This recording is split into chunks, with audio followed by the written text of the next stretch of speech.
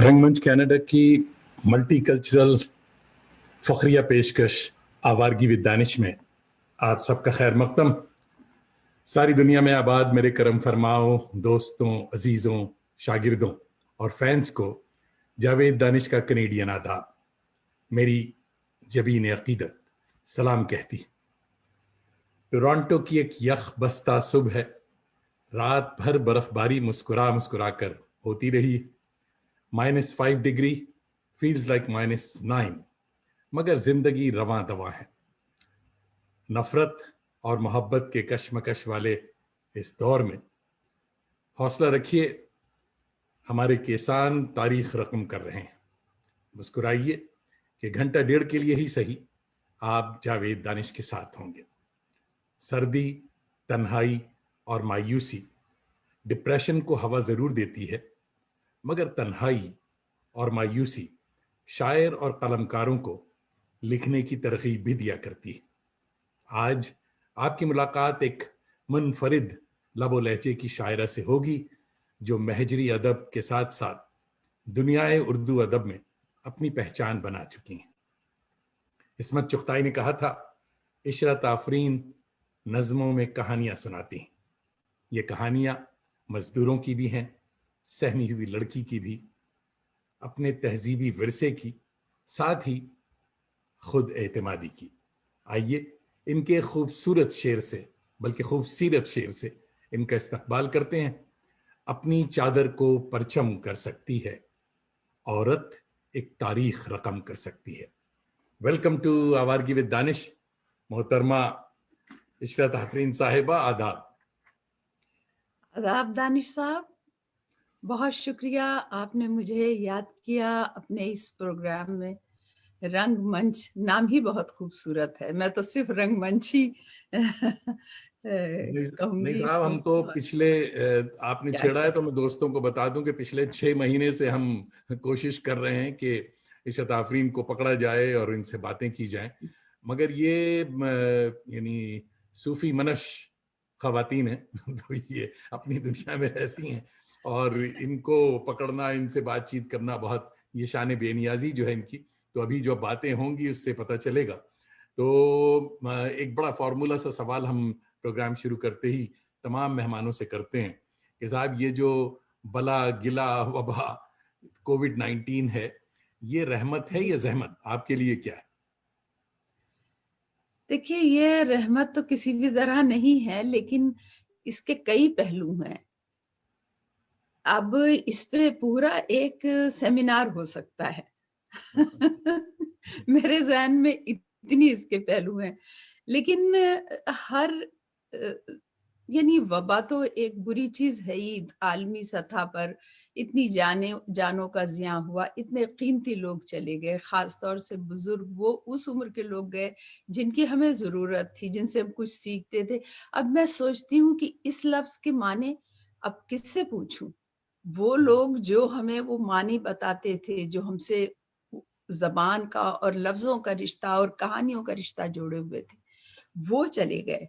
तो अब एक तो ये पहलू है, लेकिन दूसरा ये पहलू है कि माहौलियात में बहुत तब्दीली आई है, रहन-सहन में लोगों के तब्दीली आई है, बच्चे वालिदैन से करीब हुए हैं, मजबूरन ही हुए, लेकिन एक पुराने गाँव का सा माहौल हर घर में हो गया है और हर मोहल्ले में।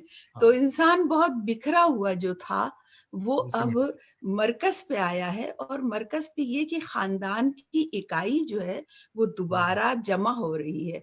बच्चों ने ये महसूस करना शुरू किया है कि माँ-बाप से ताल्लुक़ कैसे होता है, तो घर से पढ़ाई और ये चीज़ें। तो जहाँ डिप्रेशन है एक सतह पर लोगों में, वहीं एक बिल्कुल नया मुआशरा जो है, वो मैं समझती हूँ कि पैदा हो रहा है। फिर ये मैं अक्सर देखती रहती हूँ, सोचती रहती हूँ कि इतनी ऊँची-ऊँची इमारतें, लोग घर से काम करने लगे हैं। अब ये चीज़ तब्दील हो जाएगी, और वो जो आलूदगी है, जो तमाम दुनिया में एक दौड़ थी बेतहाशा कि हर सड़क जो थी वो भरी हुई होती थी, बम्पर टू बम्पर। अब वो चीजें नजर नहीं आती। तो मैं समझती हूँ कि फितरत फितरत जो है वो इंसान को वो भी ठीक करती है। کچھ عرصے بعد 100 سال بعد 150 سال بعد 50 سال بعد ایک ایسی لہر آتی ہے کہ فطرت خود اپنے نظام کو درست کر دیتی ہے، چاہے انسان اسے کتنا ہی بگاڑنا چاہے. یہ دو خصوصاً پاؤں کا جو رائٹروں کے لیے، شاعروں کے لیے تو یہ بہتری ہے میرے خیال میں ہاں، کہ ہم میں نے اس موضوع پہ بہت نظمیں، اور نظمیں تو کم لیکن غزلیں بہت کہی ہیں. مطلب کلام ہوتا رہا ہے مسلسل، بالکل بہت اور وہ ایک سلسلہ ہے. اچھا صاحب، ہماری آپ کی محبت ہے، آپ کے چاہنے والے جوق در جوق ہمارے دیوار کے سائے تلے جمع ہونا شروع ہو گئے ہیں، اور ان میں شاہد اختر صاحب ہمارے دوست ہیں، علی ہیں، اور ماشاءاللہ بہنوئی بھی ہیں. تو بہت کم پروگرامز میں آتے ہیں، مگر دیکھیے آپ کو سننے کے لیے گڑگاؤں سے آداب کہہ رہے ہیں.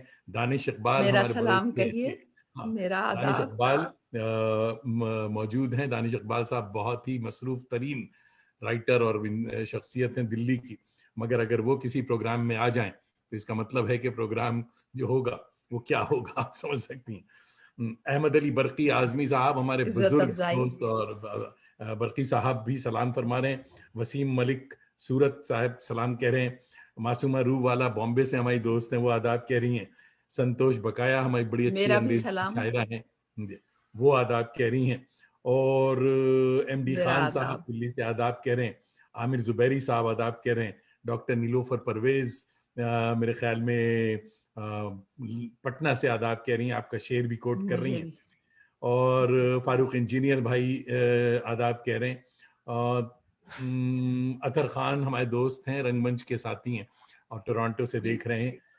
تو بہت سارے دوست، ہم دوستوں کو یہ بتاتے چلیں کہ آج کا پروگرام قدرے مختلف ہوگا، اور یہ جو اتنے سلام ہم نے پہنچا دیے، اب سے کوئی 5-10 منٹ تک وہ سلام کا سلسلہ بند رہے گا، کیونکہ میں ایک طویل نظم کی فرمائش کرنے جا رہا ہوں، اور بچپن کی باتیں اور ماحول کی باتیں اور پرورش کی باتیں جو ہوں گی، اس کے لیے جستہ جستہ سوال کے بجائے ہم نے ایک نیا طریقہ یہ سوچا کہ عشرت آفرین صاحبہ کی ایک مارکت الآراء نظم ہے، میری بستی، وہ ہم سنیں گے. اور اس نظم کے ذریعے آپ ان کی پوری یعنی پروان اور پوری تربیت اور ہر چیز اس میں موجود ہے.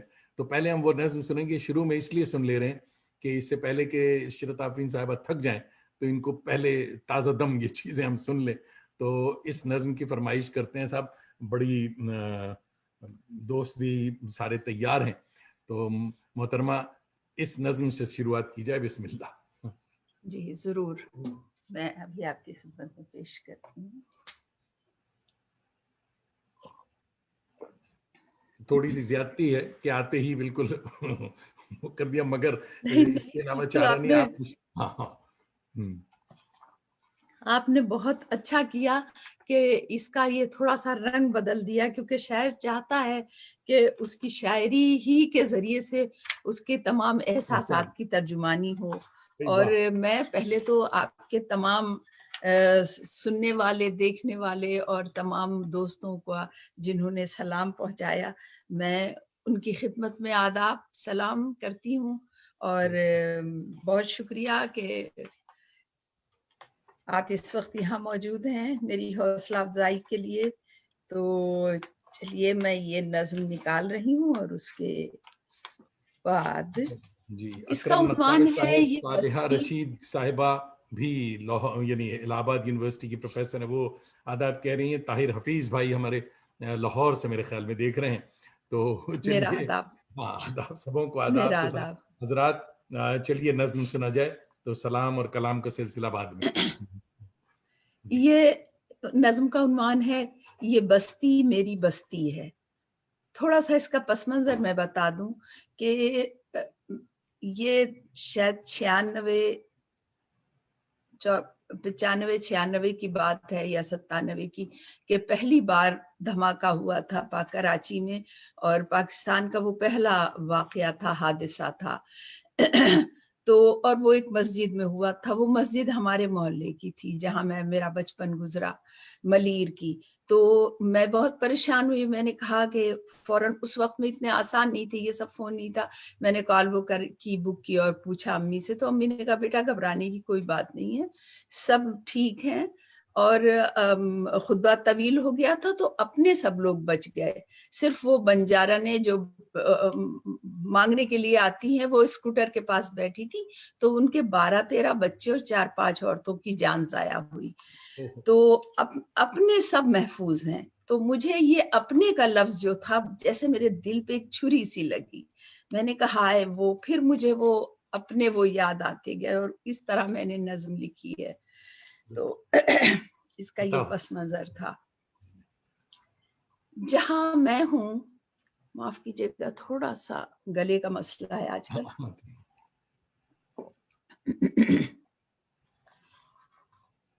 جہاں میں ہوں یہاں جب رات ہوتی ہے تو اس ساحل پہ سورج نور برساتا ہے، جس کی ایک ایک موج رواں کے ساتھ میرا دل دھڑکتا تھا، دھڑکتا ہے۔ یہ میرا شہر، یہ میری گلی، میرا محلہ ہے، جو میرا بس چلے میں اس گلی کی دھول پلکوں سے اٹھا لوں، چوم لوں، اس میں نہا لوں، اوڑھ لوں، اس کو بچھا لوں اور اس میں دفن ہو جاؤں۔ جو میرا بس چلے میں اس گلی کی دھول پلکوں سے اٹھا لوں، چوم لوں، اس میں نہا لوں، اوڑھ لوں، اس کو بچھا لوں اور اس میں دفن ہو جاؤں۔ یہ اجلی دھول جس میں میری یادوں کے ہزاروں رنگ رقصاں ہیں، جہاں اب بھی میرا بچپن سنہری تازیوں کی پنیوں سے اور رباسن کے درختوں سے مجھے آواز دیتا ہے۔ وہ کہتا ہے یہاں آؤ، ادھر دیکھو، ابھی تک یہ محلہ پہلے جیسا ہے۔ یہاں رنگین تہواروں کے پیراہن میں انسانی تعلق کے سبھی جذبے توازن سے ابھی تک ایک سے موسم میں ٹھہرے ہیں۔ یہاں پر 11ویں کے چاند کی اب بھی وہی رونق، وہی برکت ہے۔ رنگین شامیانوں اور چٹی چاندنی پر دور تک قوالیوں کی روح افزا لہر کی وہ عطر سامانی ابھی بھی ہے۔ وہی ڈھلتی ہوئی شب اور وہی خواجہ کے دیوانوں کی آوازوں کی سرمستی، وہی خواجہ میرے خواجہ معین الدین کی گردان، اس گردان میں اللہ جانے کیسا جادو تھا کہ اب تک حافظے سے اس کی شیرینی نہیں جاتی۔ یہاں ماہ محرم کی نموداری پہ یکساں جوش سے فاروق و حیدر، عائشہ و فاطمہ مل کر سبیلیں اب بھی ننھے منھے ہاتھوں سے لگاتے ہیں۔ وہ مٹی کے گھڑوں پر سرخ کابس مل کے ان کو رہگزر پر ایک سی ترتیب سے اب بھی سجاتے ہیں۔ سبیلیں سرخ کپڑوں سے مزین جگمگاتی ہیں، ہر ایک پیاسے کو رستہ روک کر پانی پلاتی ہیں۔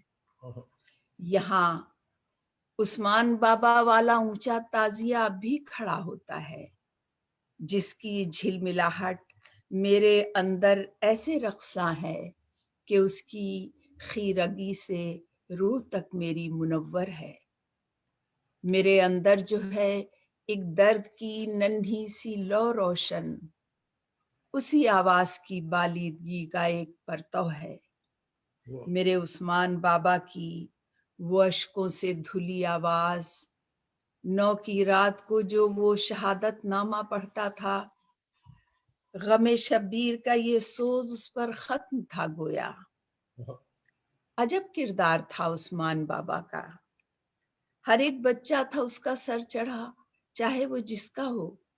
سکینہ ماروی سے لے کے وہ گلیوں میں جھاڑو دینے والے اپنے جوزف داس کا لڑکا تلک اس کا چہیتا تھا۔ عجب فہرست تھی اس کی کہ اس فہرست میں کوئی نہ گورا تھا، نہ کالا تھا، نہ اونچا تھا، نہ نیچا تھا۔ ہمارے اس محلے میں خدا کے فضل سے ہر سمت ڈھیروں ڈھیر بچے تھے۔ کبھی ایسا بھی ہوتا تھا کہ سب ایک ساتھ ہی عثمان بابا پر اچانک کبھی ایسا بھی ہوتا تھا کہ سب عثمان بابا پر اچانک ساتھ ہی یلغار کرتے تھے، مگر پھر بھی برابر سے نہ جانے کس طرح ہم سب میں وہ جنگل جلیبی بانٹ دیتا تھا۔ ہمارے اس محلے میں کئی کردار تھے جن میں وہ گہری گہری کالی آنکھوں اور شیشے کی جھلمل لوڑھنی والی سکینہ ماروی میری سہیلی تھی۔ سکینہ ماروی میری سہیلی تھی، وہ پٹری پار سے پینے کا پانی لینے آتی تھی۔ ہمارے گھر کے اور مالیر کے اس کھیت کے مابین یہ ایک ریل کی پٹری خط تنسیق تھی گویا۔ ہمارے گھر کے اور مالیر کے اس کھیت کے مابین یہ ایک ریل کی پٹری خط تنسیق تھی گویا۔ سکینہ ماروی بھی کیا جب لڑکی تھی جو میری زبان سے اور میں جس کی زبان سے نابلد تھی، پھر بھی جانے کس طرح شیر و شکر تھے ہم۔ ہماری چھوٹی چھوٹی خواہشیں ہر طور ہم آہنگ تھی اتنی۔ بظاہر تو ہمارے درمیان ماحول نے ایک بے ضرورت حد فاصل کھینچ رکھی تھی، مگر پھر بھی نہ جانے کیا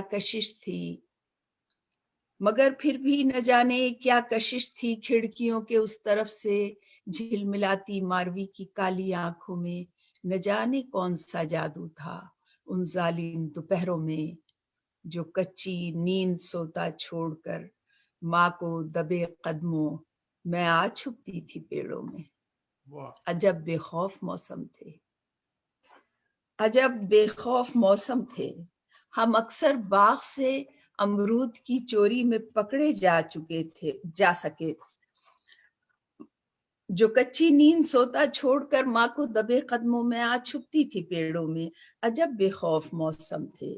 ہم اکثر باغ سے ایک ساتھ ہی امرود کی چوری میں پکڑے جا چکے تھے، پر سمجھ میں یہ نہیں آتا کہ مالی کی ہر ایک گالی، ہر ایک پتھر اکیلی ماروی ہی کے لیے مخصوص تھا کیوں کر۔ ہمارے اس محلے کے سرے پر آخری گھر مائے کا تھا۔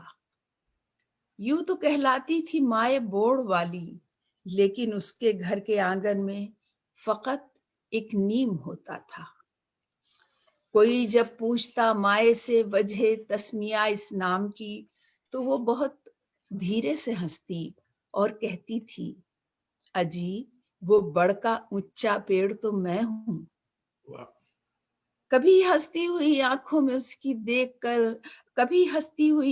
اس کی جھانک کر دیکھو تو لگتا تھا چھلک اٹھیں گی، پر اتنا ہی کہتی تھی، کبھی لاہور دیکھا ہے؟ میاں والی سے گزرے ہو؟ نہیں دیکھے اگر یہ شہر تو کیا خاک دیکھا تم نے دنیا میں؟ کبھی لاہور سے گزرو تو تھوڑی دیر کو رک کر محلہ بوڑ والا چوک میں میرا کسی سے نام لے دینا۔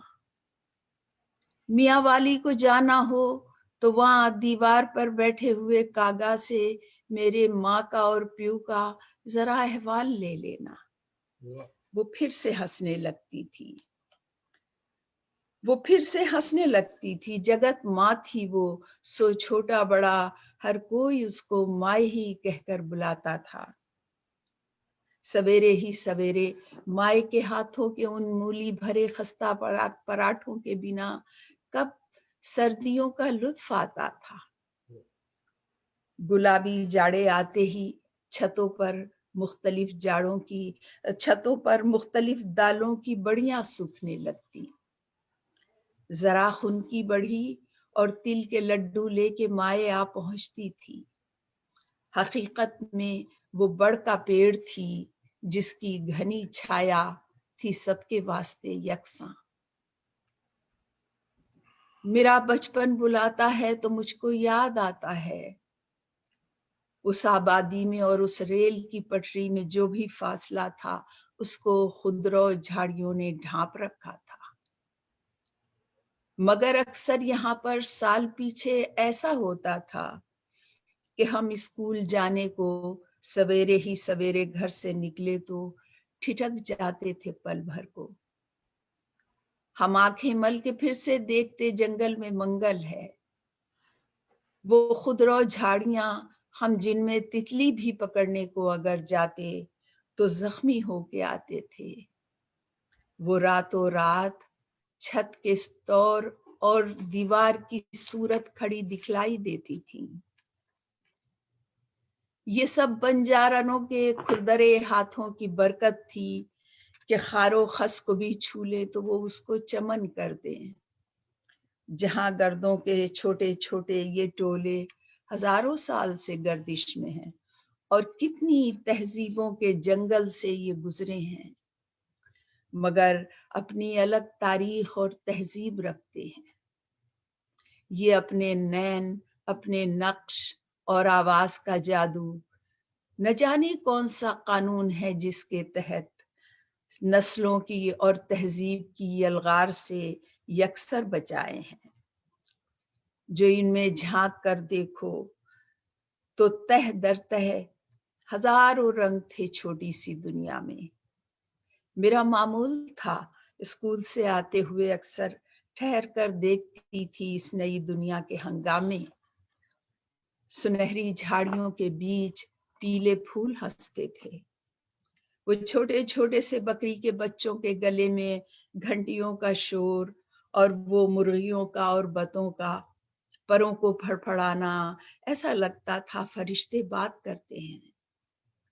यहाँ छोटी सी जुगनी खेलने की उम्र में मिट्टी के हाथी और घोड़े में जो मेहनत के अनोखे रंग भरती थी, मेरी आंखों ने फिर वैसे खिलौने ही नहीं देखे। वो गाती थी तो लगता था कोई दिल खींचे लेता है। वो माँ के साथ हम आवाज होती थी, बुला लो या रसूल अल्लाह, हमें भी अपने रोजे पर बुला लो या रसूल अल्लाह। वो सरतापा फकत आवाज थी या बांसुरी कोई। ये छोटा सा मोहल्ला क्या था, एक रंगीन दुनिया थी जहां पर मौसमों की सख्तियों में भी अनोखा हुस्न होता था। ये छोटा सा मोहल्ला क्या था, एक रंगीन दुनिया थी। माफ कीजिएगा। जहां पर मौसमों की सख्तियों में एक अनोखा हुस्न होता था।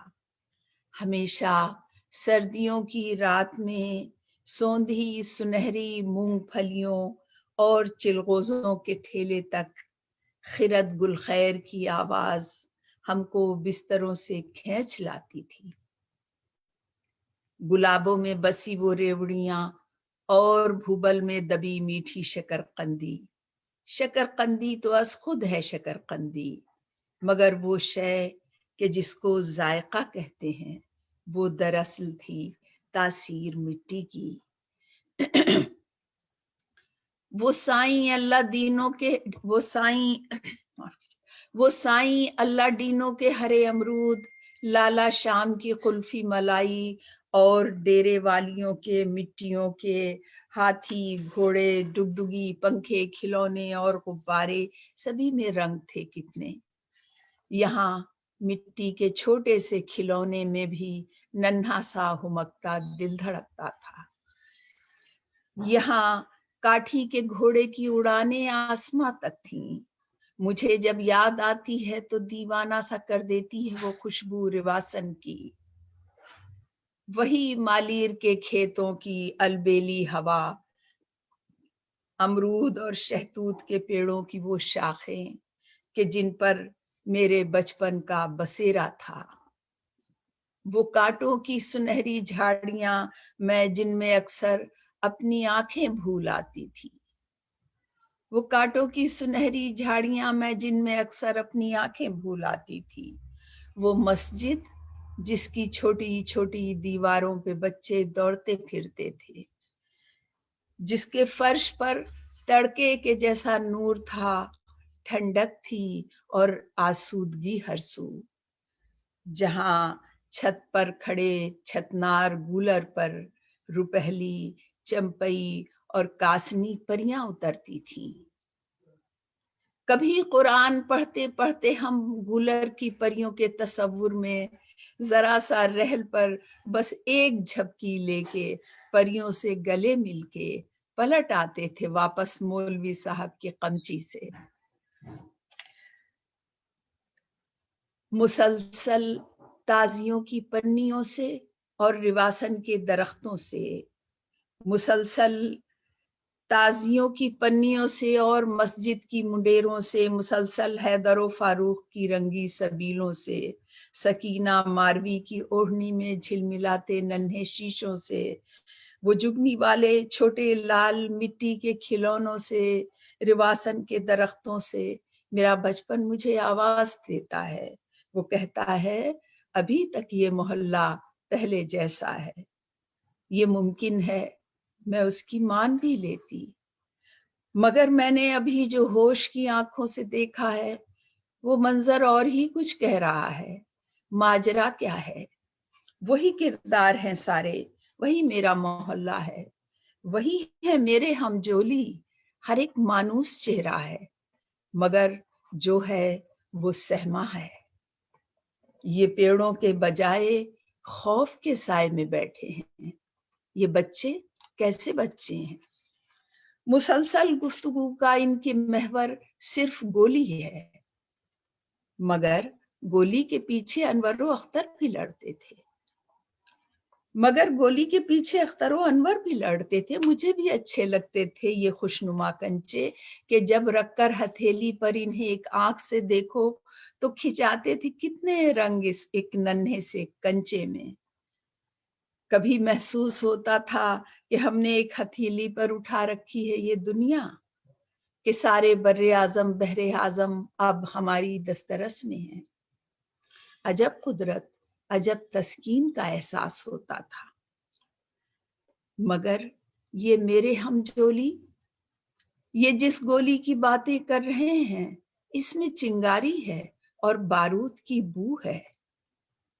अभी, बिल्कुल अभी मैंने खुली आंखों से देखा है कि मंजर कैसे बदला है। वही मस्जिद का दरवाजा, वही है पेड़ गूलर का, और उस गूलर के नीचे एक हंसी आंखों, सुनहरी चूड़ियों वाली वो लड़की मेरी जुगनी थी। अभी, बिल्कुल अभी मैंने खुली आंखों से देखा है कि उसका जिस्म टुकड़े टुकड़े होकर कैसे बिखरा है, मगर फैले हुए हाथों में एक रोटी का टुकड़ा है। वो मस्जिद का मुकद्दस फर्श उसके खून में भीगा है। वो गूलर जिस पे मेरे ख्वाब की परियों का डेरा था फकत आसेब लगता है, दिखाई कुछ नहीं देता, लहू में शोर बरपा है, सुनाई कुछ नहीं देता। जो दिल पर हाथ रखो तो फकत इतना ही कहता है, जो दिल पर हाथ रखो तो फकत इतना ही कहता है।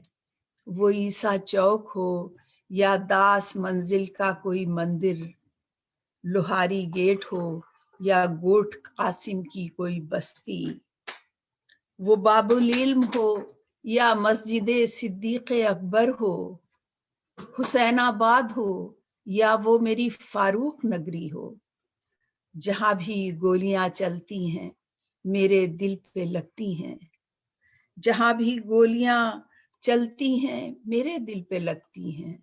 हर एक वो घर जहां मातम बपा है मेरा अपना है। ये जितना खून भी अब तक बहा है मेरा अपना है। मुकद्दस खाक पर बिखरे हुए उधड़े हुए आज़ा, जुनू की आग में झुलसा हुआ हर लाश का चेहरा, अगर पहचान मुश्किल हो तो मेरा नाम लिख देना। ये आज़ा मेरे आज़ा हैं, ये चेहरा मेरा चेहरा है।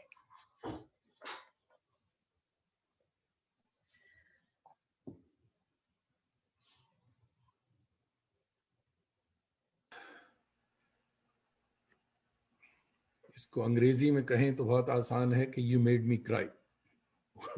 اردو میں پورا مرثیہ لکھنا ہوگا. صاحب بہت اچھے, اللہ آپ کو سلامت رکھے. بے شمار دوست, میرے خیال میں میرا یہ تجربہ بڑا کامیاب رہا کہ شروع کے جو سوالات ہوتے ہیں بچپن اور یہ, اور اس کے بدلے یہ نظم, اس نظم نے جو اثر کیا ہے, جو سحر کیا ہے, اس کا جواب نہیں. بے شمار دوست, حمیرہ رحمان آداب کہہ رہی ہیں, کیا میرا دلچسپ سلام. گداز نظم ہے حمیرہ کہہ رہی ہیں. بہت سے دوست, سلطان بہت ناہید سلطان بہت مرزا صاحبہ دیکھ رہی ہیں, تارا اقبال صاحبہ دیکھ رہی ہیں, بریلی سے آداب کہہ رہی ہیں. بہت میرا آداب. اتنے سارے نام آگے بڑھ گئے کہ ان کو, اس لیے ہم نے کچھ جتنا لکھ سکتے تھے ہم نے لکھا, کیونکہ میں خود سننے میں وہ تھا کہ صاحب موریشس سے آصف محمود صاحب ہمارے دوست ہیں, پروفیسر موریشس سے آپ کو آداب کہہ رہے ہیں. زبیر شاداب بھائی آداب کہہ رہے ہیں. تسنیم میرا عابدی سب کو صاحب سلام. آپ کہہ رہی ہیں. نسرین سید ہماری یہاں کی ٹورانٹو کی آداب کہہ رہی ہیں. عتیق انظر صاحب دوحہ قطر سے آداب کہہ رہے ہیں. میرا بھی آداب. پرویز ملک زادہ آپ کو یاد کر رہے ہیں. ملک زادہ منظور احمد صاحب کے صاحبزادے یاد کر رہے ہیں کہ آپ جب آئی تھیں تو نشست رکھی تھی ملک زادہ صاحب نے. فاطمہ حسن ریسرچ اسکالر ہیں لکھنؤ یونیورسٹی کی, ماشاءاللہ وہ آداب کہہ رہی ہیں. فیاض میرا احمد آداب. میرا اور وقار رئیس بھائی ہمارے ٹورانٹو کے لوکل. یعنی یہ نظم بس غلام جیلانی دیکھ رہے ہیں ہمارے پٹنہ سے میرے خیال میں, اور سنتوش بقایا کہہ رہی ہیں کہ ٹنگلنگ سینسیشن ان دی آئیز, کہ وہ ویری بہت ہی اچھی نظم ہے یہ. اور بڑی نوازش. فاروق انجینئر بھائی ہمارے کہہ رہے ہیں کہ سینکڑوں بار ہم نے پڑھا سنا اس نظم کو, مگر ہر دفعے دوبارہ سننے کا جی چاہتا ہے. طویل نظم مگر اتنی خوبصورت. جی صاحب. تو دلی سے ہمارے برقی اعظمی صاحب کونا مشق شاعر ہیں, بزرگ دوست ہیں ہمارے, برادر اکبر ہیں ہمارے. وہ کہہ رہے ہیں کہ آپ کی یہ نظم ہے ایک داستان دل فگار, دے جزائے خیر اس کی آپ کو پروردگار. دیکھیے ماشاء اللہ فی البدی انہوں نے شعر کہہ دیا. ساتھ ہی انیس بڑی الرحمان نوازش. بھائی ہمارے دلی سے دیکھ رہے ہیں, آپ کو یاد کر رہے ہیں, آپ کو آداب کہہ رہے ہیں اور بہت خوش میرا ہیں. سلام. میرا آداب. انیس سب بھائی کو آداب میرا. جی آداب. اور زبیر شاداب,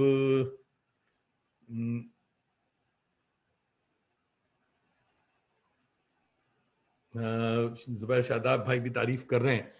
اچھا صاحب, یہ اکثر شعراء جو ہیں وہ ایک بات, یہ جو مضافات کی آپ نے بات کی ہے اتنی دلگیر اور اتنے you so proud of it, اور اس نظم کا جو اسی وجہ سے ہوا ہے کہ you proud of your neighbourhood, کہ اکثر شعراء خود کو مضافات کا کہتے ہوئے ذرا جھجکتے ہیں, ہوتے ہوئے بارہ بنکی کے, مگر ہم کسی کو کہتے ہیں صاحب میں لکھنؤ سے آ رہا ہوں, یا غازی آباد کے ہوں کہتے ہیں صاحب میں دلی کا ہوں.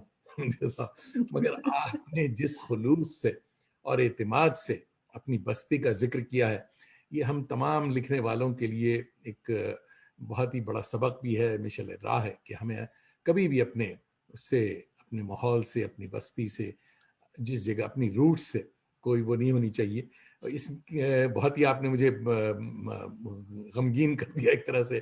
اس ماحول کو تھوڑا سا بدلنے کے لیے ایک لطیفہ آپ کو سناتا چلوں کہ صاحب یہ جو مضافاتی معاملہ ہے, تو اس میں یہ ہے کہ ٹورانٹو میں صاحب ایک کھجور ملتا ہے جس کا برانڈ ہے مضافاتی سلطان. تو اچھا. ہم بڑے چاؤ سے وہ کھجور کھاتے ہیں روز, اور ہر بار ہر صبح آپ کی اس مضافاتی نظم کو یاد کرتے ہیں کہ صاحب بڑی مضافات نوازش. ہے, کہ صاحب بڑی نوازش. میرے خیال میں اتنا یاد کر کے اس نظم کو کوئی نہیں کھجور کھاتا ہوگا. تو پتہ نہیں ہیوسٹن میں ملتی ہے یا نہیں. ایران کی ہم تلاش کریں گے. ہاں, ایران کی کھجور ہے وہ, اور اس کو مضافاتی اچھا. سلطان برانڈ نیم ہے. تو پہلے کیا میری کہنا. سمجھ نہیں آیا, مگر میں لے آیا اور وہ فریج میں رکھیں اور اسے ٹھنڈا کر کے کھائیں, تو بہت ہی مزیدار وہ کھجور ہے. تو چلیے صاحب بات آگے بڑھاتے ہیں کہ جی. اور کہ مضافات کی خاندانی تربیت, حلقہ اور پھر ریڈیو کا سلسلہ اور اس کی سرگرمیاں, ان تمام سے پرے کیا ان دنوں, یعنی جو آپ کے شروع کے دن, ان دنوں آپ بھی فورن تھیوریز سے متاثر تھیں؟ یہ جو اردو والے دیکھیے فورن देखिए, जो भी इर्तिकाई अमल होता है तारीख का, उसमें हम शामिल होते हैं। बगैर बगैर उलूम से जुड़े हुए तो कोई भी चीज़ रिफाइन नहीं होती, ज़्यादा साफ नहीं होती, शफाफ नहीं होती है।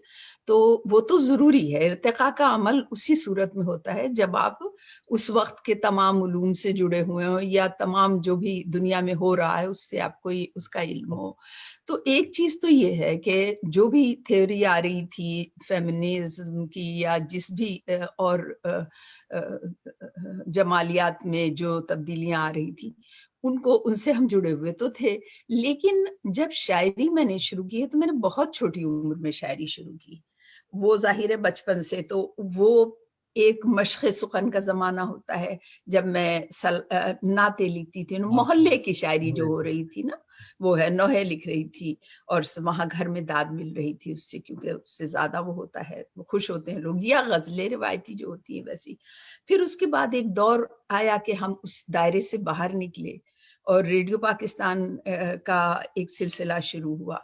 तो जब वहाँ गई मैं बच्चों के प्रोग्राम में, फिर उससे आगे बढ़ी, तो वो इर्तिकाई अमल आहिस्ता आहिस्ता हुआ, और फिर हम सीखते रहे, हर जगह सीखते रहे, स्कूल कॉलेज में फिर अपनी एक अंदर भी तो आपके एक नक्काद बैठा होता है, एक जुस्तजू होती है। तो मुझे हमेशा पढ़ने का बहुत शौक था। पढ़ा बहुत कम, कम पढ़ी लिखी हूँ, लेकिन पढ़ने का शौक था। ये अलग बात है नहीं। तो उस शौक में कभी अगर मुझे, तो मेरा ये हाल था कि कूड़े से अगर कोई पर्चा मिल जाता था उसे बैठ के पढ़ने लगती थी। अम्मी कहती थी इसको सफाई पे लगाना बेकार है, कोई काम को तो वो वहां जो भी पर्चा। तो इस तरह का सिलसिला था, शौक का ये आलम था। लेकिन और फिर उसी से सीखा, आहिस्ता आहिस्ता आगे बढ़ते गए और सीखते गए और जानते गए। तो सारी चीजें शामिल हैं उसमें। कोई ये इतना आसान, ये कि बहुत ही पेचीदा अमल है, इतना आसान नहीं होता है। लेकिन अपने अंदर का भी नक्काद जो है वो आपको बार बार हिलाता रहता है।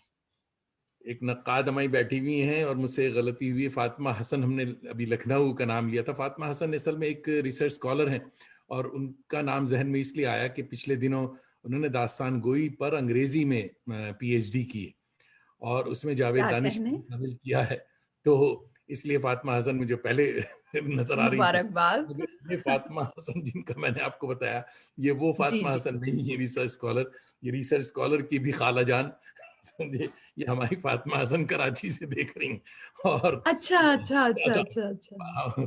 समझे। तो फातिमा हसन साहिबा, आदाब, बहुत बहुत शुक्रिया। आपने ये बताया कि मैं कराची से सुन रही हूँ, लखनऊ से नहीं। तो अब मैंने मैं, पहचान लिया कि ये कौन सी फातिमा मेरा देख भी रही सलाम फातिमा को। फातिमा फातिमा तो साहिबा मेरी को दोस्त सलाम, हैं। और और बहुत बहुत नवाजिश के साथ आपने चार चांद लगाया इस प्रोग्राम को। कहकशा तबस्सुम साहिबा देख रही हैं, वो आदाब कह रही हैं, और कशफुद्दुजा रिसर्च मेरा स्कॉलर हैं। आदाब। ये सारे लोग बहुत मेरा भी। प्यार और बहुत मोहब्बत से आदाब कह रहे हैं। तो मगरिब की फेमिनिज्म, अभी आपने फेमिनिज्म की बात की, तो ये मगरिब जी की हमारी फेमिनिज्म एक है और मशरिक की तानीसियत है। तो इनमें कोई जी। फर्क है या ये एक ही ब्रांड की दो चीजें? देखिए, एक तो तहरीक है, और तहरीक हमेशा उसके सियासी पस मंजर भी होते हैं। और बुनियादी बात यह है कि तहरीक उठती तो है किसी एक मकसद से, कि औरत को उसके हुकूक मिले, उसका जायज मकाम मिले, इब्तदाई शक्ल उसकी होती है। फिर आहिस्ता आहिस्ता वो जब अदब और आर्ट की तरफ जाती है कोई भी तहरीक, तो वो अपने खदोखाल पैदा करती है, निकालती है। और शायर जो होता है वो सबसे पहला एक तरह से शामिल होने वाला अहम फर्द होता है, जो किसी भी अवामी तहरीक में शरीक होता है और अपनी आवाज़, और वो उसकी आवाज़ जो है वो सबकी आवाज़ बन जाती है। तो इस लिहाज से मैं कहूँगी, मेरी जो हमारे हिंदुस्तान की, पाकिस्तान की जो फेमिनिज्म है, वो है तो वही कि औरत अपने हुकूक के लिए कर रही है काम। लेकिन मेरे यहाँ ये हुआ कि मैंने शुरू से मुझे ये एहसास हुआ कि ये اور یہ عورت جس کو لکھنا پڑھنا نہیں آتا، جو اپنے دکھ درد صرف میری ماں سے آ کے بیان کرتی ہے، عورتیں ایک دوسرے سے بیان کرتی ہیں، یا میری ماں اور نانی جب آپس میں بات کرتی تھیں تو دیکھیے دونوں کی کم عمر میں شادیاں ہوئی، اس وقت کم عمری کی شادیاں ہوتی تھیں، بہت زیادہ عمروں کا فرق جو ہوتا تھا شوہر اور بیوی میں، اس کا بھی کوئی خیال نہیں رکھا جاتا تھا، ہڈی دیکھی جاتی تھی، خاندان دیکھا جاتا تھا، گھر ہی میں رہے لڑکی۔ میرا ایک شعر ہے کہ حویلی کے مکی تو چاہتے تھے کہ گھر ہی میں رہے یہ گھر کی لڑکی۔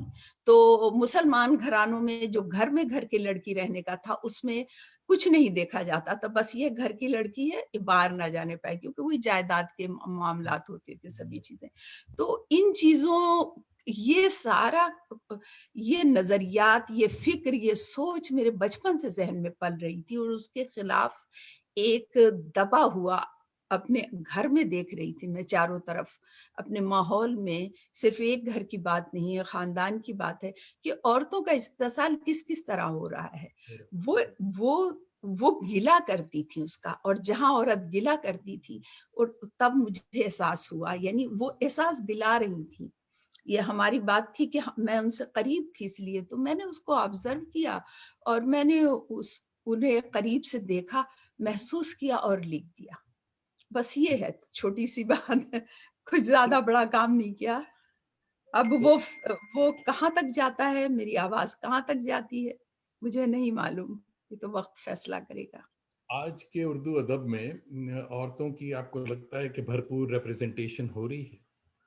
کیا لگتا جی ہاں، بالکل بالکل، تاریخ آگے ہی بڑھتی ہے، ایسا نہیں ہوتا ہے کہ پیچھے جائے۔ ہو رہی ہے عورتوں کی ریپریزنٹیشن، اور اچھی خاصی ہو رہی ہے، عورت برابر سے کام کرنے لگی ہے، اور ہے؟ برابر سے لکھ رہی ہیں، بلکہ زیادہ اچھا خواتین لکھ رہی ہیں، میں آپ کو یہ بات صحیح میں تو یہی کہوں گی، آپ اس کو شاید تاثر نہیں، بالکل صحیح کہہ رہی ہیں آپ، مگر کیا نسائی آوازیں اور ان کا درد صرف عورت ہی جی بیان کر سکتی ہے، مرد اسے نہیں بیان کر سکتا؟ نہیں، مرد بالکل بیان کر سکتا ہے، مردوں نے بیان کیا ہے۔ دیکھیے ترقی پسند تحریک کی یہی خوبی ہے کہ ترقی پسند تحریک نے عورت کے مسائل کو، مردوں نے اس میں بہت لکھا ہے، جیسے نئی دنیا کو سلام، سردار جعفری کی نظم ہے، یا آپ پیچھے چلے جائیں عظمت اللہ خان سریلے بول، اس میں ساری عورتوں کے کردار ہیں ان کی ساری نظموں میں، اتنے پہلے انہوں نے، وہ شاید سب سے پہلے آدمی۔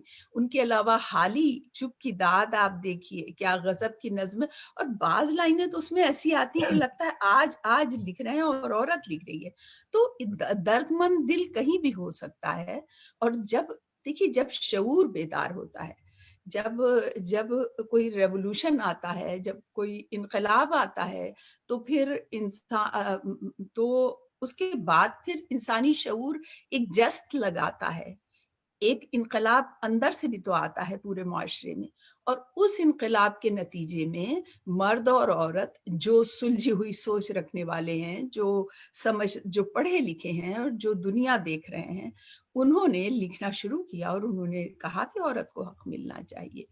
تو بات یہ ہے کہ لیکن وہ آہستہ آہستہ وہ تسلسل کے ساتھ آیا، اور اس کے بعد اور اگر مرد نام اس میں حصہ اپنا ڈالتا، یا وہ نہ مدد کرتا، تو عورت بہت ساری بندشوں میں تھی، اس لیے کہ بہت ایک ہر معاشرے کی اپنی کچھ جبر ہوتے ہیں، مجبوریاں ہوتی ہیں، ان کے دائرے ہوتے ہیں، ان دائروں کو توڑنے کے لیے کوئی ہو جو ہاتھ پکڑ کے باہر آپ کو نکالے، وہ حلقہ توڑنا ہوتا ہے، تو ہاتھ مرزا، پکڑ کے ہمارے تو کچھ نکالو۔ ڈرامے ہیں جس میں نسائی کردار بہت ہی مضبوط اور بہت ہی ہے، اور باقاعدہ ایک تھی روحی، ایک چھوٹا سا سولو ڈرامہ ہے جو کہ ریپ پر ہے، تو اسے جی جب جہاں جہاں یونیورسٹیز میں ہم نے سنایا تو بہت سی لڑکیوں نے پوچھا کہ آپ یہ کیسے، ایک مرد ہو کر کے آپ کیسے لکھ لیتے ہیں ایسی عورتوں کے جی لیے درد؟ جی ہم نے اسے جی یہ بتایا کہ یہ مجھے نہیں پتا کہ کیسے لکھ لیتے ہیں، ہو سکتا ہے پچھلے جنم میں عورت تھا تو اس لیے اس طرح سے یہ لکھ سکتا ہوں میں۔ یہ جی آٹزم کے اوپر ایک بہت ہی اچھا ڈرامہ ہے ہمارا، کہ جی، ماں کا آپ تو کریکٹر بہت اچھے، جی مام جی، ہے، آپ کے تو ڈرامے تو میں دیکھتی ہوں، بہت کمال کے تو ہوتے ہیں، اب اور یہی ہم ہے، نے بالکل بے شک۔ دلی سے نگار عظیم صاحبہ آداب کہہ رہی ہیں، اور بنات گروپ ان کا بہت ہی فعال، بہت ایکٹیو گروپ ہے. اور میرا اچھا، سلام، میرا آداب. سلام بھی کہہ رہی ہیں. دوسرا جو ہم یہ بات کرنے جاتے ہیں کہ کیا شاعری میں ہنگامی حالات جو کا اظہار جو ہوتا ہے تو جی کسی بڑی شاعری کو یہ جنم دے سکتا ہے یا جنم دیتا ہے؟ ہم موضوعاتی چیزیں لکھتے ہیں جب، تو جی شاعری میں سیاسی باتیں جب ہوتی ہیں تو وہ نظمیں رہ جاتی ہیں یا وہ کسی بڑے اس کو جنم دے سکتی ہیں؟ کیا لگتا دیکھیے، ہے؟ یہ تو شاعر کے اوپر ہے، اس کا ٹریٹمنٹ ہوتا ہے کہ وہ کس طرح شعر کہہ رہا ہے. اور یہ اگر بڑا شاعر ہے تو وہ کسی بھی واقعے کو وہ بڑا بنا سکتا ہے. یہ اس کی استاد طبع پہ ہے. اگر چھوٹا شاعر ہے تو یا مطلب یہ کہ کمزور ہے، چھوٹا تو کوئی بھی نہیں ہوتا ہے، معاف کیجیے گا میں غلط لفظ استعمال کری ہوں، یعنی وہ یہ اس کی حیثیت پر ہے، یا اس کی استاد طبع پر ہے، یا قوت متخیلہ پر ہے ہاں کہ اس کو کس طرح سے ٹریٹمنٹ بھی تو ایک چیز ہوتی ہے نا.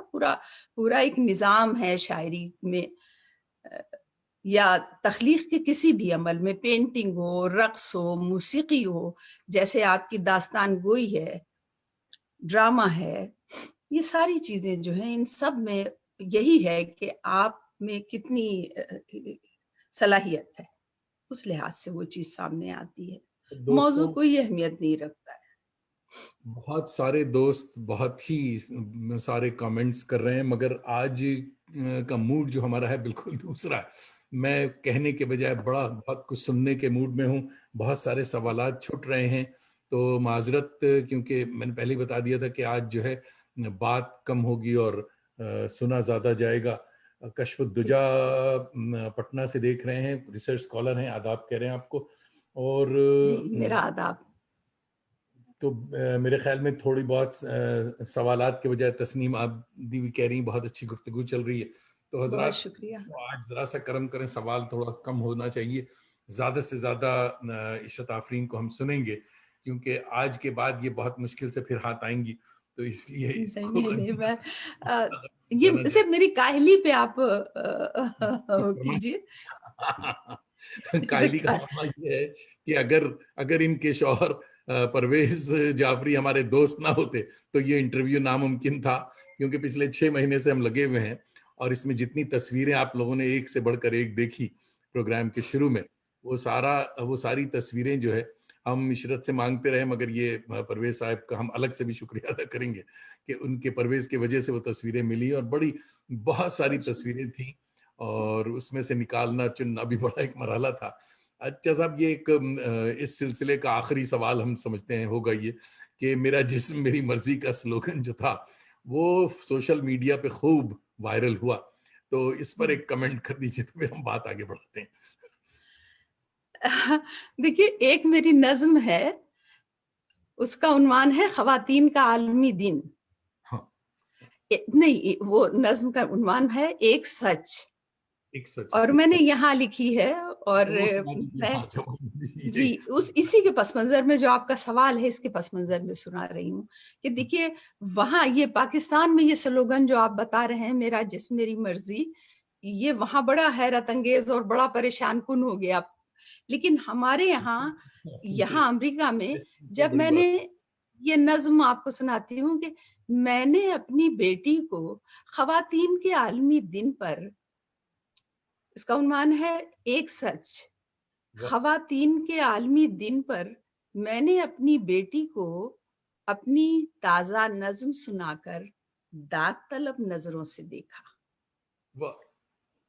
خواتین کے عالمی دن پر میں نے اپنی بیٹی کو اپنی تازہ نظم سنا کر داد طلب نظروں سے دیکھا. اس پل اس کی آنکھیں ایسی طنز بھری مسکان لیے تھیں جیسے مجھ سے کہتی ہوں، ماں تم کتنی جھوٹی ہو. تو مغرب اور مشرق کے فیمنزم میں یہ فرق ہے کہ یہاں وہ میرا سچ جو ہے، یہاں میری شخصیت آ کے ہار جاتی ہے. تو اب آپ اگر مشرق کے تناظر میں، ہمارے ماحول کے تناظر میں دیکھیں تو شاید لوگوں کے لیے وہ قابل قبول نہ ہو، لیکن عورت ہے، اس کو حق ہے وہ جو چاہے کہے. مرد کبھی ایسی باتیں کرتا ہے تو کبھی اسے نہیں ٹوکا جاتا کہ اس نے ایسا کیوں کہا. ٹوکنے والی بات ہی نہیں ہے. عثمانہ اور جمال عورت، صاحبہ دیکھ رہی ہیں میرے خیال جی میں جی فینکس سے. عثمانہ جی، بھی آداب کہہ رہی ہیں آپ کو. میرا اور آداب. ہاں یہ مگر ایک بات یہ محسوس کی گئی ہے کہ تمام اس کے آپ کے یہاں جو اظہار ہے وہ بڑا درد مندانہ ہے. اس میں شکایت تو ہے مگر تلخی نہیں ہے. ایسا تکلف آپ کیوں کرتی ہیں؟ اس سبجیکٹ پہ دیکھیے، نظمیں جب کی جاتی ہیں تو بالکل وہ تو جلا دو. شعری جمالیات جو ہے اس کو مجروح نہیں ہونا چاہیے نا. وہ پھر بالکل سیدھی سیدھی بات آپ نثر میں ہی کہہ دیں، کوئی مسئلہ ہی نہیں ہے. شاعری تو شاعری ہوتی ہے. واہ شاعری، اچھی شاعری وہ ہے کہ ایک شعر کے لیے آپ صفحے کے صفحے کالے کر دیں اور واہ آپ اس کی وضاحت کرتے چلے جائیں. اور اچھی نثر وہ ہے جو آپ کو ایک جملے میں سمجھ میں آ جائے. واہ تو شاعری تو بہت، میر صاحب نے کہا تھا نا کہ ہماری شرح ابھی نہیں ہوئی ہے ہماری اس تو وہ ہے نا کہ شرحیں لکھی جائیں. ایسا ہونا چاہیے، اتنی لیئرز ہونی چاہیے ایک مصرے یا ایک شعر میں. وہ ہمہ جہتی جو ایک نظام ہے شاعری کا، اس کو برقرار رہنا چاہیے. ایک گہرا پن نہیں ہونا چاہیے. تو ایک گہرا پن تو جب ہی آ جاتا ہے جب آپ چیخنے پہ اتر آتے ہیں، اور چیخ کو اس میں درد میں گھول کے اور ویسا شعر بنانا وہ بہت مشکل ہوتا ہے. کہ جیسے میری وہ غزل ہے، آپ نے بلکہ اس کی فرمائش بھی کی تھی، تو میں بعد سنیں میں گے. آپ. اچھا جی جی صاحب، جی دیکھیے دنیا کے کونے کونے سے لوگ آ گئے. فریدہ احمد ہماری بہت اچھی دوست ہیں اور وہ سویڈن سے دیکھ رہی ہیں. آداب کہہ رہی ہیں آپ کو. میرا اور آداب، میرا سلام. آداب کہہ رہی ہیں. ایک نظم ہے آپ کی کہ ایک غیر اہم فرد کے لیے. میرے خیال میں جی دوست جی کو نظم سنایا. جی جی جی، ضرور ضرور. آپ نے عنوان بتا دیا ہے. غیر اہم فرد کے لیے نظم پیش کرتی ہوں. ماسی دہی بلونا، خالی نان کی باسی خوشبو، سونا باڑا بھوکی گائے تمہیں بلاتی ہے.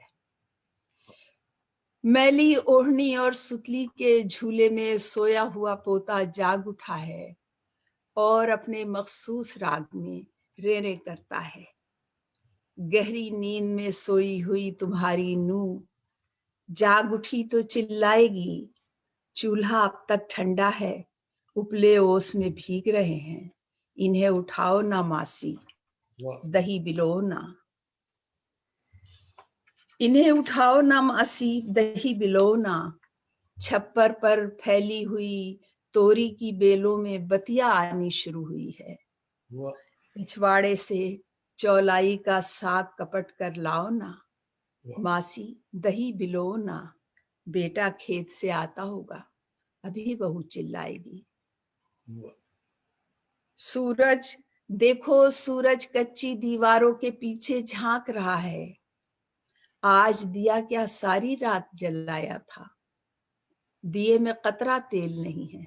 اب کیا ہوگا، اب کیا ہوگا، ابھی بہو چلائے گی. تھوڑی دھوپ اتر آئی ہے، آدھی چٹائی کل بن لی تھی، نئی مونج کل رات ہی لڑکا لایا ہے. اچھی مونج ہے، اس سے ہتھیلی کم چھلتی ہے، پورے کم زخمی ہوتی ہیں. اٹھو ماسی مونج رنگو، ابھی بہو چلائے گی. پوری دھوپ اتر آئی ہے، کانٹے چننے ایندھن لانے جنگل بھی تو جانا ہے. بکری کی پیوسی جو رات جمائی تھی، وہ بیٹی کے گھر کب بھیجو گی. ماسی تمہارے ہونٹ بھچے ہوئے کیوں ہیں، ماسی تمہارے ہونٹ بھچے ہوئے کیوں ہیں. کھوکھلے سینے پوپلے بہو کی دھونکنی آخر بند ہے کیوں. खुफिया जेब की निचली तह में छुपी हुई एक उम्र की पूंजी, 10 वाह का वाह पत्ता, छुपी हुई एक उम्र की पूंजी, 10 का पत्ता, गला हुआ बदरंग सा कागज, जिसके लिए तुम्हारी नूं सूखा मांस खकोड़ रही है। वाह मासी अब उठ जाओ ना, मासी दही बिलो ना, खाली नान की बासी खुशबू, सूना बाड़ा भूखी गाय तुम्हें बुलाती है। वाह वाह वाह वाह वाह वाह। फातिमा साहिबा फरमा रही हैं, फातिमा हसन फ्रॉम कराची। जी फातिमा जी जी जी, कह रही हैं कि वाह, ये मेरी नहीं, बहुत कुछ याद दिला दिया इस नज्म ने। वाकई बहुत ही बिल्कुल। सेंसिटिव, बड़ी अच्छी नज्म है। जी हाँ जी। मुझे याद आ रहा है ये नज्म 79 में, यानी 79 में मैंने ऐसे ही समझे, पता नहीं बस में बैठे बैठे लिखी थी या कहाँ, मुझे याद नहीं। लेकिन फातिमा के दफ्तर जाते जाते हम रेडियो से निकलते थे तो फातिमा के ऑफिस चले जाते थे, वहीं इंफॉर्मेशन डिपार्टमेंट में ये रिसाले की मुदीर थी, इजहार की, गवर्नमेंट का रिसाला था। तो बस मैं दफ्तर पहुंची और मैंने कहा, हम साथ वापस आते थे, हम लोग करीब करीब रहते थे। तो फातिमा ने कहा, मैंने कहा नज्म कुछ कहा है तुमने, लॉ पर्चा जाने वाला है। मैंने कहा कि हाँ एक नज्म अभी, लेकिन वो अभी हुई है फातिमा, वो उसको मैं फिर देखूंगी। फातिमा ने कहा मुझे दिखाओ। इन्होंने लिया और इन्होंने डेस्क में रख, पढ़ी नज्म पूरी, कहनी है तो बिल्कुल ठीक है, बहुत अच्छी है। मैंने वाह, कहा भाई दोबारा मैंने खुद भी नहीं पढ़ी। कहने लगी तुम बस अब जाओ, ये नज्म अच्छा मेरी है।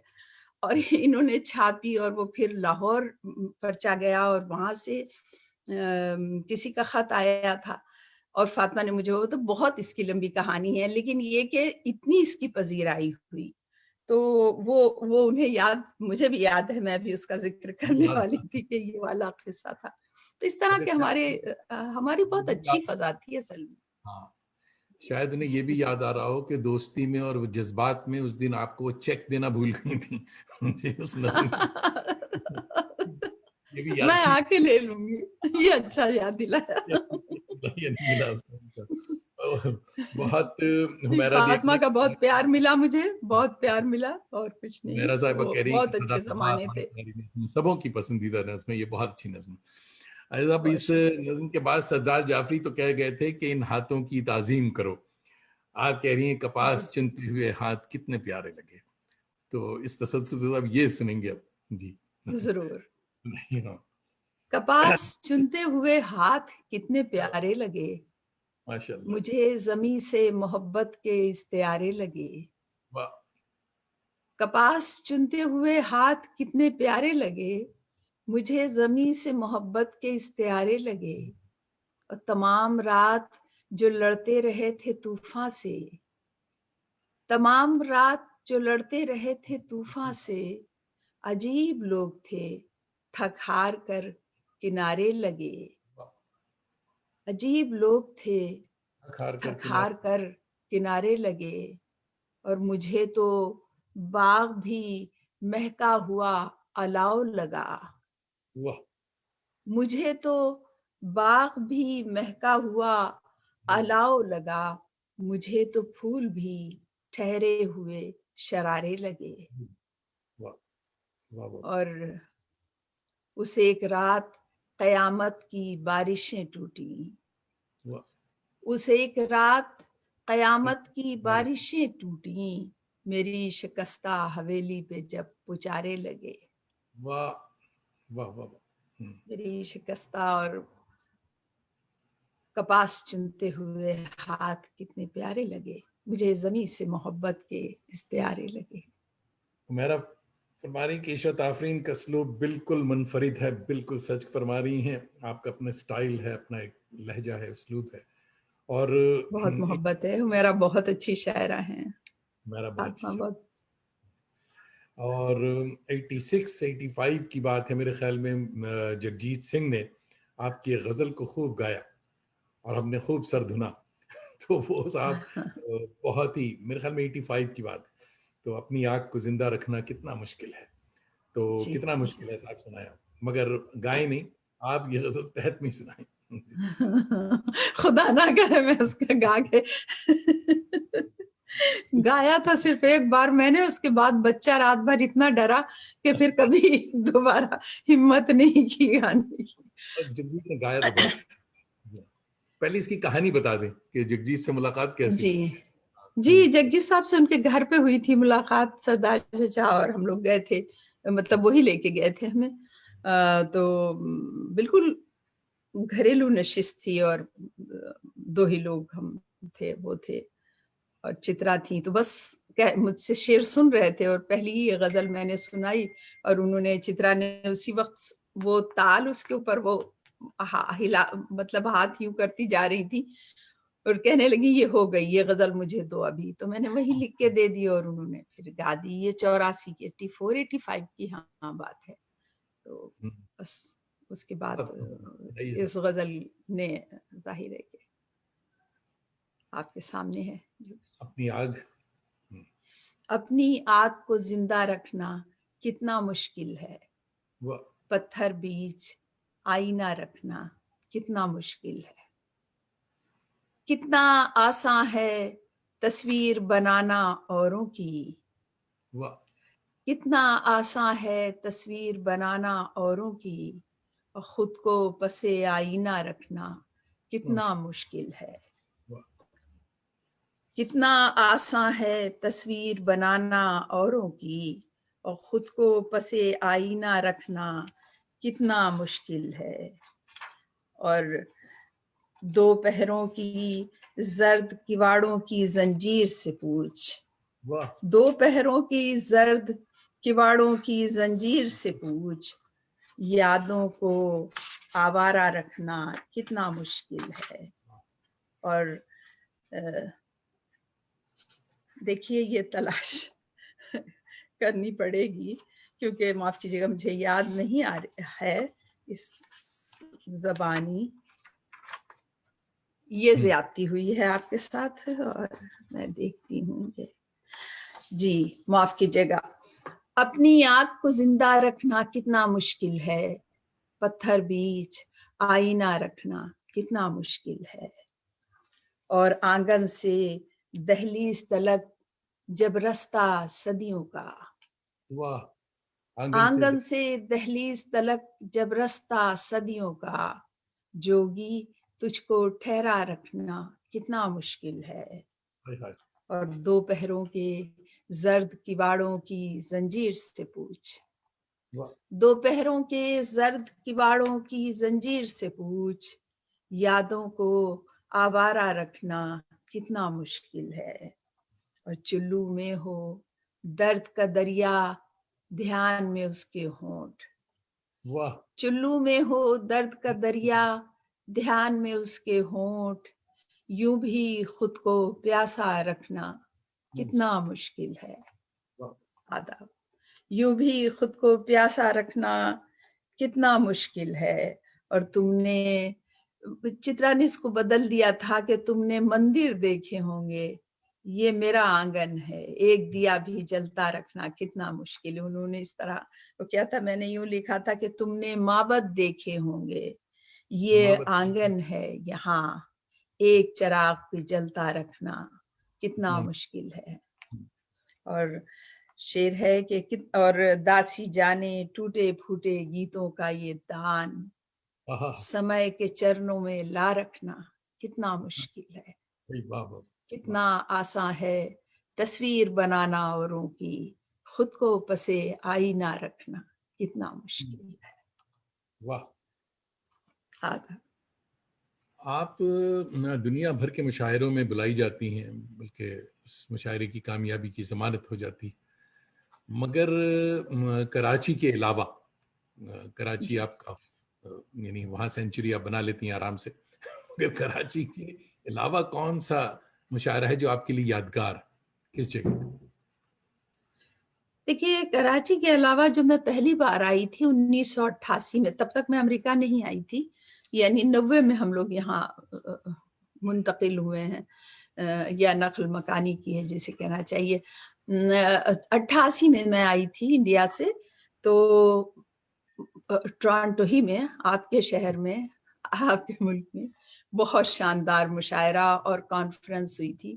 اس نے مجھے بہت متاثر کیا. انڈیا کے بعد، پاکستان کے بعد جو ہے نا، وہ بہترین اتنا بڑا، خاص طور سے کانفرنس مشاعرے کے ساتھ، اور مشاعرہ بھی بہت بڑا تھا، بہت اچھا تھا، بہت بڑے جمع ہوا تھا. اور اور شمالی یہ ہے. امریکہ اور اب اس کے بعد جو ہے وہ ہیوسٹن کا مشاعرہ ہمارا بہت اچھا ہوتا ہے. آپ کے گھر کا مشاہدہ ہے.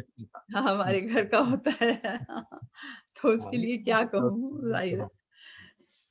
تو شمالی امریکہ کے مشاعرے ہند و پاک کے مشاعرے سے ہم پلہ ہیں، یا آپ کو لگتا ہے بہتر ہے، اور کیوں بہتر ہے؟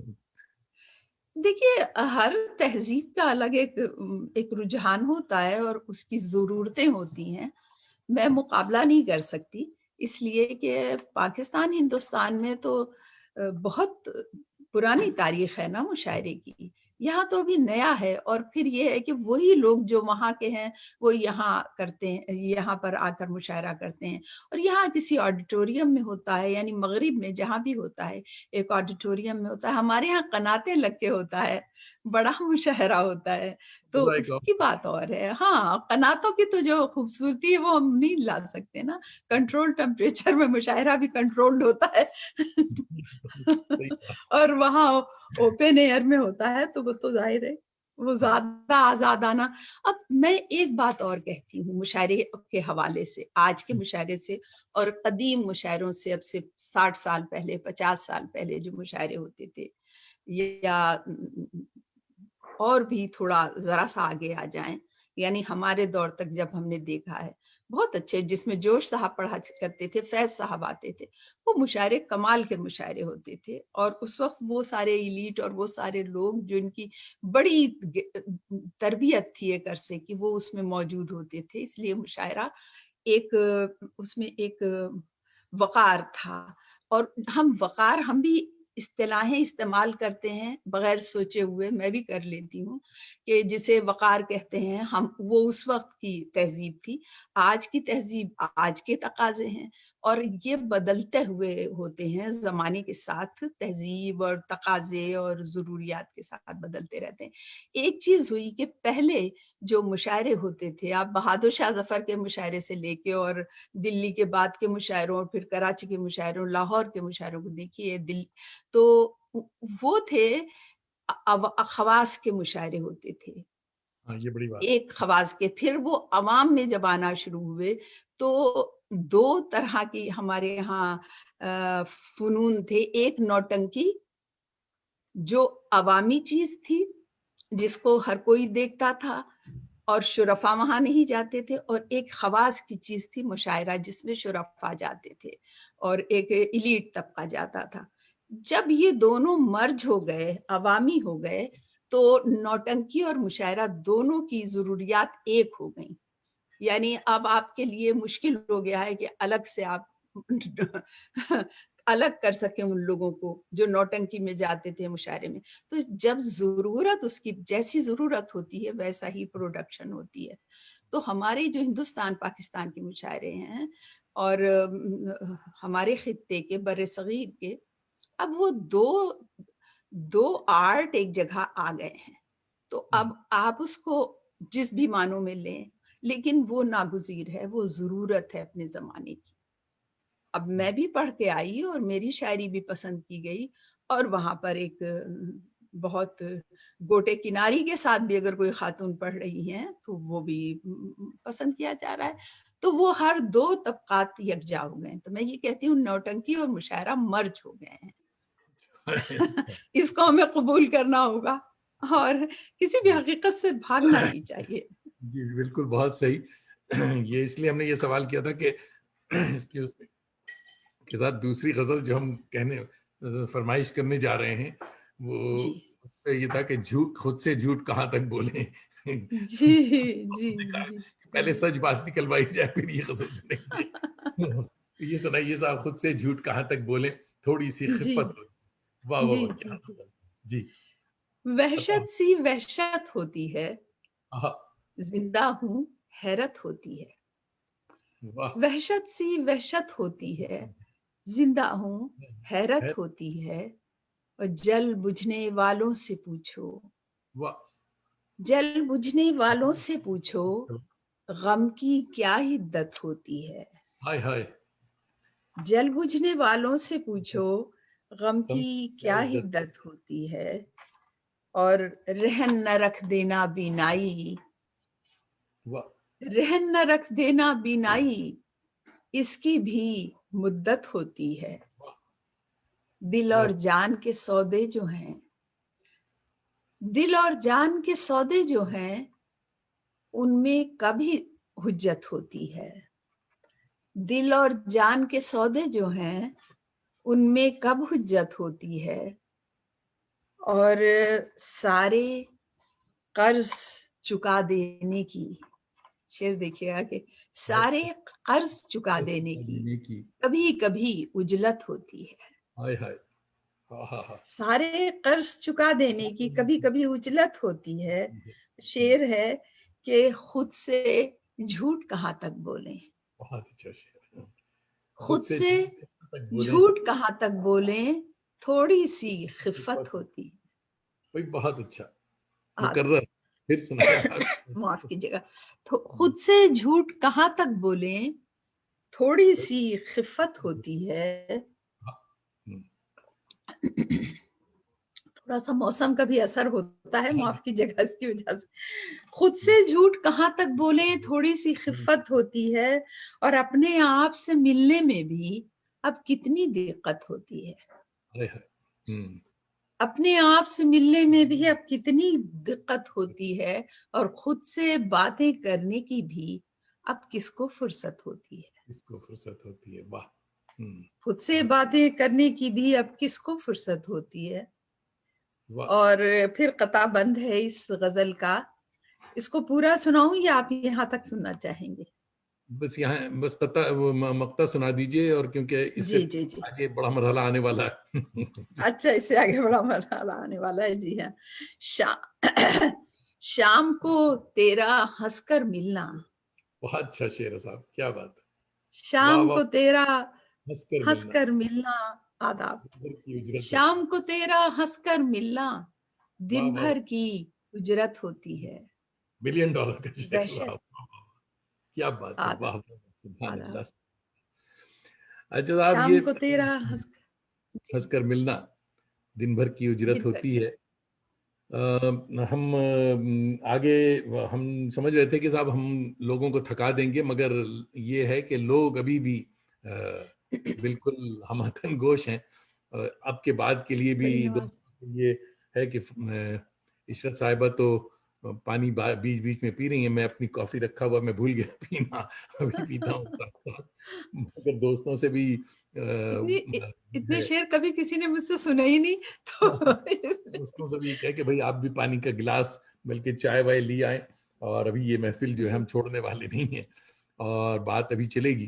तो मगर साहब, हमारे पुरखों की ज़मीन पर आइए ज़रा सी एक अजीब सी चीज़ सुनने जा रहे हैं दोस्तों, कि हमारे पुरखों की ज़मीन पर किसानों के साथ आजकल जो कुछ हो रहा है, दुनिया अंगुश्त बदंदा है, उससे हम देख रहे हैं यहाँ बैठे हुए। मगर उसके साथ साथ साईं मेरे खेतों पर भी रुत हरियाली भेजो ना, ये सुनते हैं और अपने आप को तसल्ली देते हैं। तो ये सुनाइए साहब। जी जरूर। साईं मेरे खेतों पर भी रुत हरियाली भेजो ना। बिल्कुल तमाम किसानों की नजर हाँ हाँ हाँ, उन देखिए साहब, क्या बहादुर चीज, लोगों की। हाँ, जी। क्या चीज है, क्या साईं बात। मेरे खेतों पर भी रुत रुत, हरियाली भेजो ना, वाह, सुखी परिंदों की चहकारें गीतों वाली भेजो ना। भाई सुभान अल्लाह। एक एक करके पंछी उड़ते जाएं ठौर ठिकानों से, आह, भूख उड़े खलियानों में रुत बाजरे वाली भेजो ना।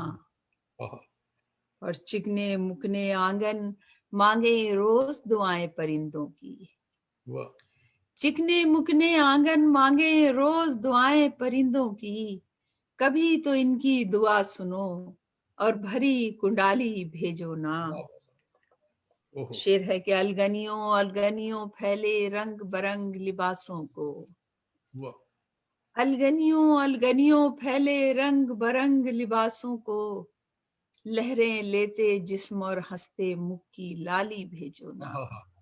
واہ. اور شعر ہے آداب، اور شعر ہے کہ سکھی رہے وہ ہاتھ جو ڈلیا بنتے کبھی نہیں تھکتے.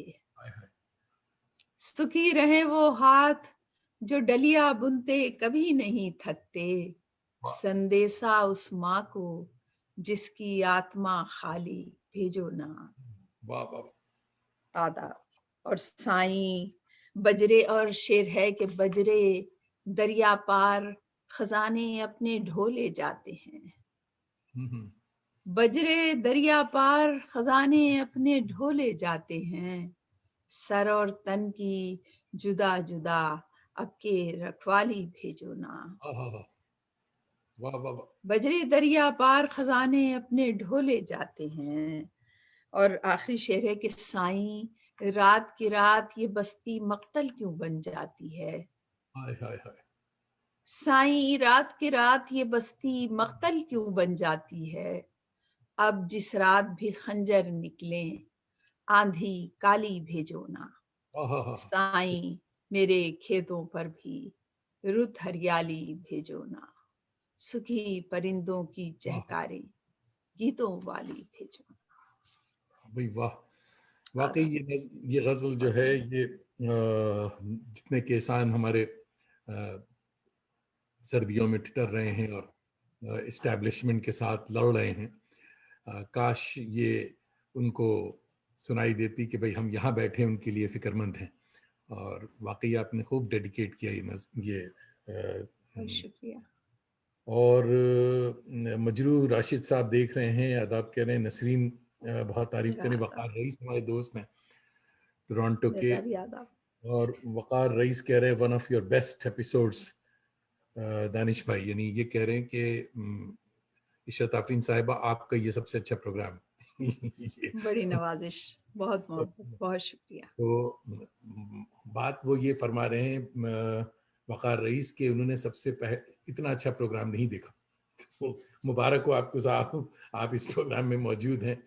دوستوں کی محبت ہے. میں بیچ بیچ میں جو بھاری بھرکم چیزیں ہوتی ہیں اس کو لائٹ کرنے کے لیے تھوڑا سا گفتگو کو مزاح بھی تھوڑا بہت شامل رکھتا ہوں اس میں.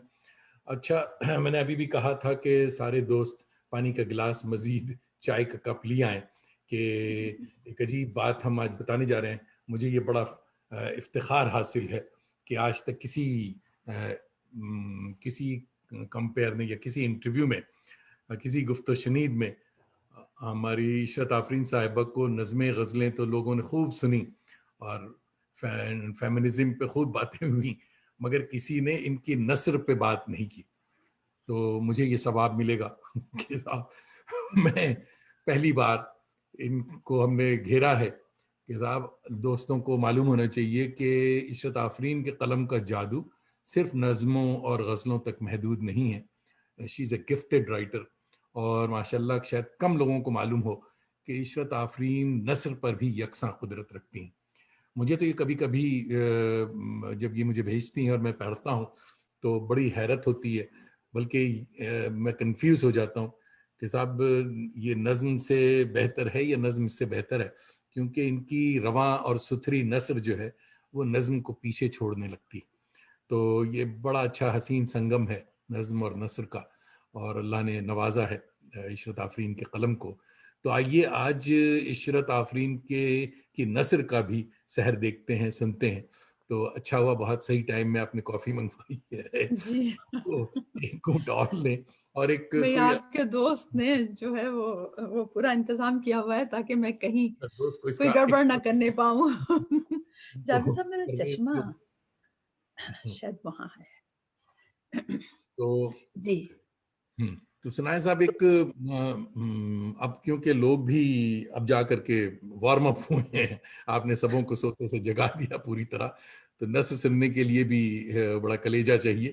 تو ایک چھوٹا سا افسانہ کوئی آپ سنائیں کہ یہ کیونکہ جی ہسٹوریکل پروگرام ہو رہا ہے تو اس میں یہ ریکارڈ رہے کہ جی، صاحب یہ ریکارڈ ہے کہ پہلی دفعہ میں جو ہے ہم نے کہا تھا کہ اس جی کا ثواب جی جاوید دانش کو جائے گا.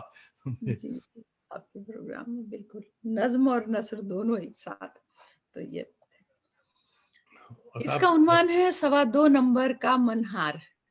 واہ واہ، وہاں اس وقت بھیڑ بہت کم تھی۔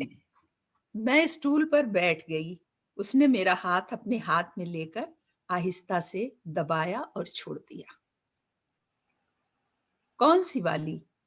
اس نے دیوار میں سجی چوڑیوں کی طرف اشارہ کرتے ہوئے مختصراً پوچھا۔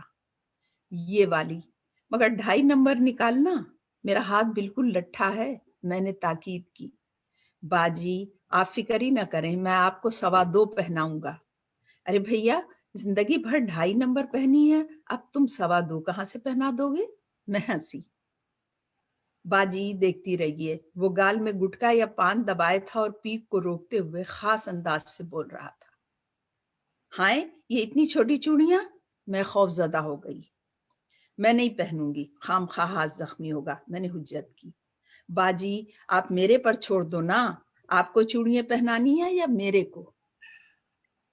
اس نے اگالدان اٹھا کر اس میں گٹکا تھوکا تو صحیح طرح سے بولنے کے قابل ہوا۔ باجی اس میں کڑے لگا دوں؟ اس نے 2 خوبصورت کڑے بھی اس میں جوڑتے ہوئے کہا۔ اس سے قیمت اور بڑھ جائے گی، پہلے ہی تم مہنگی دے رہے ہو۔ امی نے کل مجھے تمہاری دکان دکھائی تھی، مگر دوپٹے چنوانے میں دیر ہو گئی، اب تم دام اتنے زیادہ بتا رہے ہو، میں نے خفگی سے کہا۔ باجی آپ فکر نہ کرو، آپ کو شکایت نہیں ہوگی۔ اس نے نیا پان منہ میں رکھتے ہوئے کہا۔ جوڑ دوں کڑے؟ بولو۔ مہنگے ہیں، میں نے تکرار کی۔ باجی چوڑیوں میں مول بھاؤ نہیں کرتے، یہ تو نصیب کی چیز ہے۔ اس نے میرا ہاتھ اپنے ہاتھ میں لے لیا۔ اچھا ٹھیک ہے، جلدی کرو، میں نے اس کا اطمینان دیکھتے ہوئے اپنی جان چھڑانے کے لیے کہا۔ قسم سے باجی، جان چھڑانے کے لیے کہا۔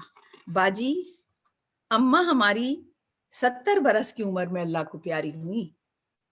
کانچ کی 2 چوڑیاں سہی، مگر ہاتھ کبھی ننگا نہیں رکھا۔ اللہ کے فضل سے ابا کے ہاتھ سے مٹی پائی۔ کہتی تھی چوڑیاں ہنس کے پہناؤ۔ کبھی کدار اپنے فیروز آباد کو یاد کرتی تھی تو ایسے سریلی آواز میں گاتی تھی کہ نہ پوچھو۔ کہتی تھی کہ ہمارے یہاں خاص گانے تھے جو منہارا نے چوڑیاں پہناتے وقت گایا کرے تھی۔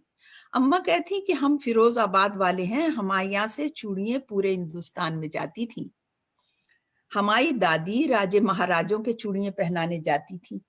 منا منہارن کا نام آج بھی جو بچے کھچے رجواڑے ہیں پوچھ لیں، کبھی جائیں ہندوستان تو۔ اماں کہتی تھی کہ کوئی مانے نہ مانے، اس مری گری حالت پر بھی فیروز آباد کے ہاتھ میں ہندوستان کے سہاگ کی کنجی ہے۔ واہ، آج بھی سہاگ کی نشانی کانچ کی چوڑیاں فیروز آباد والوں کی دور سے پہچان میں آئیں۔ باجی تم کہاں پیدا ہوئے تھے؟ میں نے اس سے بیچ میں ٹوکا، جو چوڑی والا کم اور داستان گو زیادہ معلوم ہو رہا تھا۔ وہ پھر رواں ہو گیا۔ ہم تو کبھی گئے نہیں، سب بھائی یہیں کراچی میں پیدا ہوئے ہیں۔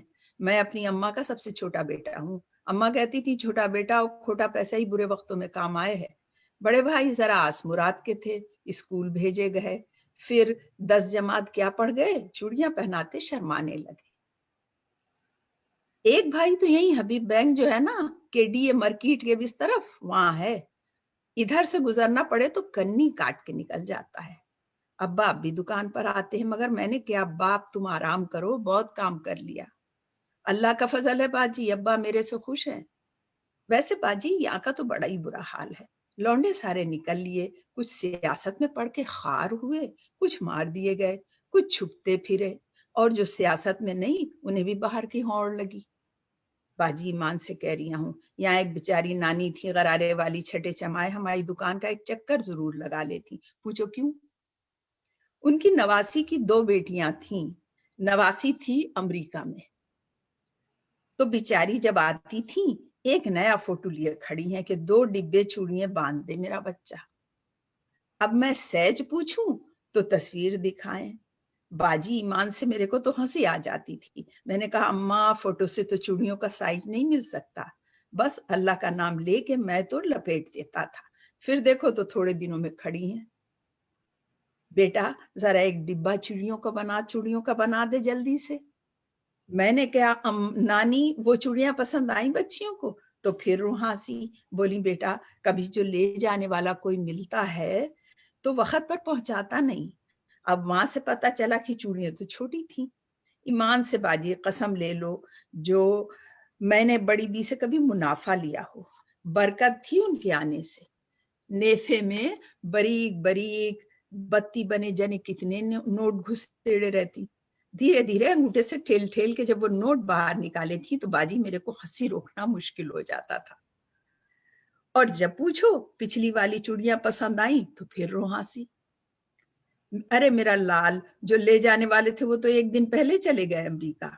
मैंने तो काम वाली की लड़की शहजादी को दे दिया बच्चों का सदका। अब क्या करती, बढ़ते बच्चों का नाप, फिर कांच की चूड़ियां। कसम से बाजी बहुत बुरा वक्त आ गया है। हमारे जानने वालों में सब आसपास बंगले और फ्लैट हैं, जो कभी अब्बा के वक्त के ग्राहक थे ना, भूले भटके आते हैं तो खबर मिलती है। इधर खाली ढंडार, बड़ी बड़ी कोठियां, कसम से बाजी उल्लू बोलते हैं। आदमी ना आदमजाद, दो बुढ़े बुढ़ियां टुटरू। अब दीवार से सर फोड़े भला, पंछी तो सब उड़ गए। इसी लैन में बड़ी बी को दिन दहाड़े डाकू लूट के ले गए। खैर उन्हें क्या लूटते, टीवी, स्कूटर और पता नहीं क्या क्या बाजी। उन्होंने तो पानी की मोटर तक खोली इत्मीनान से। वो बता रही थी कि कमबख्ती मारे डाकुओं ने चाय भी बनाई और ढिठाई देखो मुझसे कह रहे अम्मा चाय पियोगी। अब अल्लाह मारो से कोई पूछे कि मुंह पर कपड़ा बंधा है अम्मा के, चाय तेरी नानी पिएगी। एक बारी ऐसा हुआ कि गरारे वाली नानी सामने दुपट्टा रंगवा रही थी और वो लोग आ गए।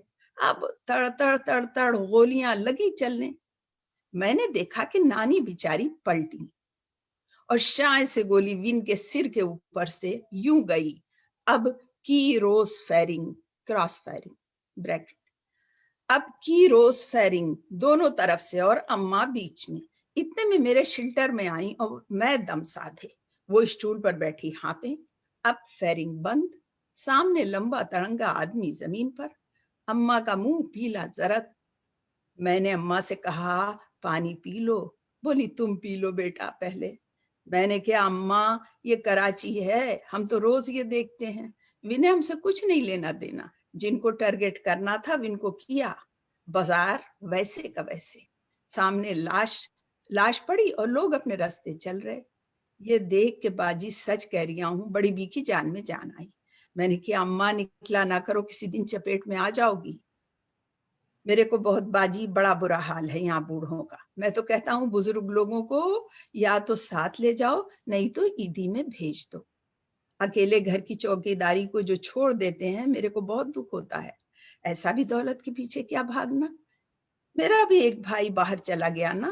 मैंने कहा मैं कहीं नहीं जाऊंगा, पराए देश में हम क्या करेंगे, हुनर तो यही रह जाएगा ना। वहां खाली अपने हाथ बेचेंगे, यहाँ अपने पास हाथ भी हैं और खानदानी हुनर भी। देखो अल्लाह का फजल है बाजी, बड़ी बरकत डाली है अल्लाह ने। दूर दूर शोहरत है हमारी दुकान की। पूछ लो किसी से, एक दिन डैश डैश डैश। वो कुछ कहते कहते रुक गया।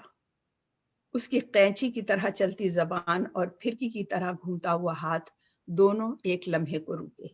हाँ क्या, एक दिन क्या, मैंने तजस्सुस से पूछा। कह ये रहा था कि एक दिन मैं आपको 2 लंबर चूड़ियां पहना के दिखाऊंगा बाजी। मेरी अम्मा कहती थी बाबू हाथ ना सख्त होता है ना नरम, और चूड़ियां भी ना छोटी होती है ना बड़ी। सारा खेल है ध्यान का, ग्राहक का ध्यान बटाना पड़ता है। ये पहला गुर अम्मा ने सिखाया चूड़ी पहनाने का। उसने मेरी कलाई के नीचे हाथ रखकर दूसरे हाथ से चूड़ियां बराबर की। एकदम सेट है ना बाजी, कलाइयों में कसी हुई, पर एक खराश नहीं आएगी मेरे चूड़ियां पहनाने में। उसने फातिहाना अंदाज से मुझे देखा। उसे क्या खबर कि उसकी सीधी सच्ची बातों के जख्म हाथ की खराशों से कहीं गहरे थे। तुम इतने बड़े तो नहीं हो अभी, इतना तजर्बा कैसे आ गया, मैंने पैसे देते हुए पूछा। वक्त सब सिखा देता है बाजी, उसने नोट गिनते हुए शाइस्तगी से जवाब दिया। उस पल उस मुनहनी से लड़के के चेहरे पर एक संजीदा मुस्कुराहट थी और मैं अपनी कलाइयों को हैरत से देख रही थी। خلاف توقع 2.25 نمبر کی باریک کانچ کی چوڑیاں میری کلائیوں میں جگمگا رہی تھیں، اور پہلی بار ایسا ہوا تھا کہ چوڑیاں پہنتے ہوئے میرے ہاتھ پر کوئی خراش نہیں آئی۔ بھائی واہ واہ واہ واہ بھائی واہ واہ واہ واہ، سبحان اللہ، مزہ آ گیا صاحب، کیا بات، بہت نواز، کیا منظر کشی بہت ہے۔ بہت میں یہ شکریہ۔ سوچ رہا تھا بیٹھا ہوا کہ جس طرح ابھی تک نثر کسی نے کسی پلیٹ فارم سے کسی نے نہیں سنی، اب لوگ بہت تعریف کر رہے ہیں، اور ہمارے فاروق میرے خیال میں عامر فاروقی مچھلی شہری جی صاحب شاعر ہیں، میرے دوست بہت اچھے، یہ بھی فرمائش کر رہے تھے کہ صاحب شاید سردار جعفری پہ بھی کوئی مضمون ہے آپ کا بہت اچھا، تو مضمون ہو جی یا نثر کی بات ہو رہی ہے، مضمون تو بہت ہی، مگر میں آپ کو یہ مشورہ دوں گا محترمہ کہ جی یہ جو بولی ٹھولی ہے اور یہ جو معاملات ہیں آپ کے یہاں، یہ اب نہیں رہے اردو لکھنے والوں میں، پتہ نہیں کیا ہوا۔ جی میں اس کو انجوائے اس لیے کر رہا تھا کہ یہ میری فیلڈ ہے، تھیٹر میں اور داستان گوئی میں اس کا پورا مزہ لیتا ہوں۔ جی آپ بسم اللہ کر کے اللہ کا نام لے کے ڈرامہ لکھیں، ڈرامے آپ بہت اچھا لکھیں گی جی۔ مجھے ڈرامے لکھنے نہیں آتے، اگر آپ تکنیک سکھا دیں تو آپ کی شاگردی میں سیکھ سکتی ہوں، میں لکھ سکتی ہوں۔ جو کردار یعنی جو بول رہے تھے، یہ دے آر لیونگ کیریکٹرز جی، اس میں بھرپور زندگی ہے، اور آپ پڑھ رہی ہیں مگر ہم دیکھ رہے ہیں، ہم کراچی کی اس دکان پہ موجود ہیں، اور کیا کہانی شکریہ، کہاں سے کہاں چلی گئی، اوف اوف، بہت ہی اچھا، اور اس کی خوش، جو بولی ٹھولی ہے اس میں اتنی بے ساختگی اور اتنی اوریجنل اس کا وہ ہے، ایک تو یہ بڑی کمال کی بات ہے کہ یہ بھی خدا داد صلاحیت ہوتی ہے کہ چاہے وہ یعنی مضافات کی بولی ہو یا کرانچی کی یو پی کی کراچی، ہاں وہ بولی ہو، تو سبحان اللہ اس کے اوپر آپ کی دسترس تو بھائی بہت خوب ہے، بہت اچھا۔ تو یہ بتائیے بہت کہ شکریہ افسانوں کا مجموعہ کب آ رہا ہے؟ جی۔ افسانوں کا مجموعہ کب آ رہا ہے؟ بس اس میں بھی میری کاہلی کا دخل ہے، نہیں وہ تو آپ میں کیا کروں، لیکن اب جیسے دھکا گاڑی ہے، یہ اگر دھکا دیا جائے تو چل جاتی ہے، تو آپ لوگ کہہ رہے ہیں آپ کا تقاضا ہے، اصل میں کہانی تھا تو میرے اندر وہ، لیکن پہلے تو انتظار صاحب نے اس کی نشاندہی کی، پھر اس کے بعد خاکے تو میں لکھ رہی تھی، لکھے ہیں ہاں خاکے لکھ لیتی تھی، لیکن مجھے کبھی بھی نہیں پتا تھا کہ میں کہانی بھی لکھ سکتی ہوں، لیکن انتظار صاحب نے پہلے کہا، پھر آصف نے مجھے بہت اس معاملے میں وہ کیا، ان کی آصف فرقی صاحب کے اللہ ان کے درجات بلند کرے، آمین۔ بہترین انسان تھے، اور انہوں نے مجھے چھاپا بھی کافی، پھر اس کے بعد سلیم الرحمان صاحب نے میری حوصلہ افزائی بہت کی، انہوں نے سویرا کے لیے مجھے خود خواہش ظاہر کی کہ میں ان کے لیے کچھ لکھوں، اور وہ کہتے ہیں کہ میں ناول لکھوں، تو اب مجھے اتنے بڑے بڑے لوگوں کا ظاہر ہے آپ سب لوگ ہیں اور سلیم رحمان صاحب جیسے ہستی، تو لگتا ہے کہ مجھے اپنے کو مگر ان ٹھیک کرنا تمام پڑے لوگوں کو، گا، تمام بزرگ جن کا آپ نے نام لیا ان کو راستے ہیڈ پہ لگ جانا چاہیے۔ بات ہے، میں بڑی عزت سبوں کی کرتا ہوں، مگر ان سبوں کو نہیں پتا کہ نوٹنکی میں کتنا زور ہے کہ جی ڈرامہ جو ہے جی، وہ ڈرامہ مطلب بالکل ہے، اس سے بالکل، یہ جو ڈائلاگز ہیں، یہ جو جی جی مکالمے ہیں آپ کے یہاں، یہ جی تو ایسا ہے کہ یہ بالکل زندہ کیریکٹر کھڑا ہے سامنے اور وہ بول رہا ہے، اس کے اندر اتنی جی جاذبیت اور اتنی اٹریکشن ہے، تو بھائی واہ سبحان اللہ، آج کا پروگرام تو واقعی بڑا بڑی یادگار ہو گیا، بہت ہی پہلی بار یہ ہوا کہ میں کافی بھول گیا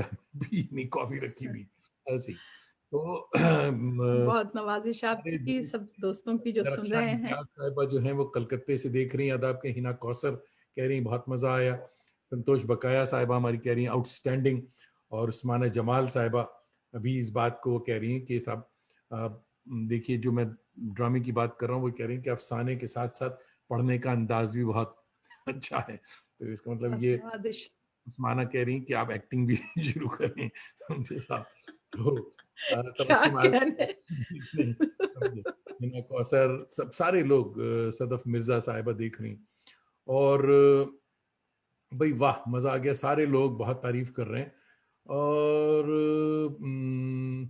پرویز عالم صاحب دیکھ رہے ہیں، تو اب یہ جو پروگرام ہمارا ہے یہ اب اختتام کی طرف چل پڑا ہے، تو ہم نے تو صاحب بڑی فرمائشیں کر کر کے خوب سنا، مگر جی کوئی ایسی چیز، کیونکہ یہ بڑی یادگار ریکارڈنگ ہے، اور جی ایسی کوئی چیز ہے جو آپ چاہتی ہیں کہ جس کو دوستوں کو سنا دیں آپ، کوئی ایسی نظم اور رہ گئی ہے؟ ایسے تو ہر نظم اچھی ہے اور ہر افسانہ اچھا ہے، مگر ریپریزنٹیشن آج بڑی اچھی ہوئی. اینی تھنگ مور آپ بتائیں کہ صاحب، کیونکہ اچھے سننے والے مشکل سے ملتے ہیں صاحب، یہ جی بہت گھیر گھار کے ان کو بلا لائے ہیں. ہاں، بالکل لیکن بہت جتنا ہی گاہک اہم ہوتے لوگ سن رہے ہیں، اور مجھے بہت ہیں. خوشی ہے کہ اس وقت یہاں پر میں نے کچھ ایسی چیزیں بھی لکھی ہیں جو مختلف ہیں. اور چلیے، ایک بہت میری پرانی نظم ہے، یہ 79-80 میں سب سے پہلے ہندوستان ہی میں چھپی تھی، وہاں کے کسی پرچے میں، اور اس کے بعد پھر میرے پہلے مجموعے کی یہ کا حصہ بنی جو 85 میں آ گیا تھا. اس کا عنوان ہے وجدان. جی تو یہ میں نکال لوں اور پھر حمیرہ فرما رہی ہیں کہ ہے کوئی دوپہریں، یہ نظم ہے یا غزل ہے کوئی؟ غزل. تو آپ سنائیے جو سنا رہی ہیں. اس کے بعد یہ حمیرہ نے پہلے بھی کہا تھا، بعد میں ہمیں یہ مجھے پکڑیں گی کہ تم میری باتیں نہیں رکھتے ہو. نہیں، حمیرہ کا حکم تو سر آپ کو پہ میں بالکل سناؤں گی. دوپہریں تو آپ کہیں تو میں پہلے دوپہریں پہلے سنا دوپہریں دوں، اس سنا کے دیں. بعد جی ہاں، پھر جی ہاں، جی ہاں، کیونکہ حمیرہ کی فرمائش ہے بھائی. جی بہتر ہے. ایک سیکنڈ.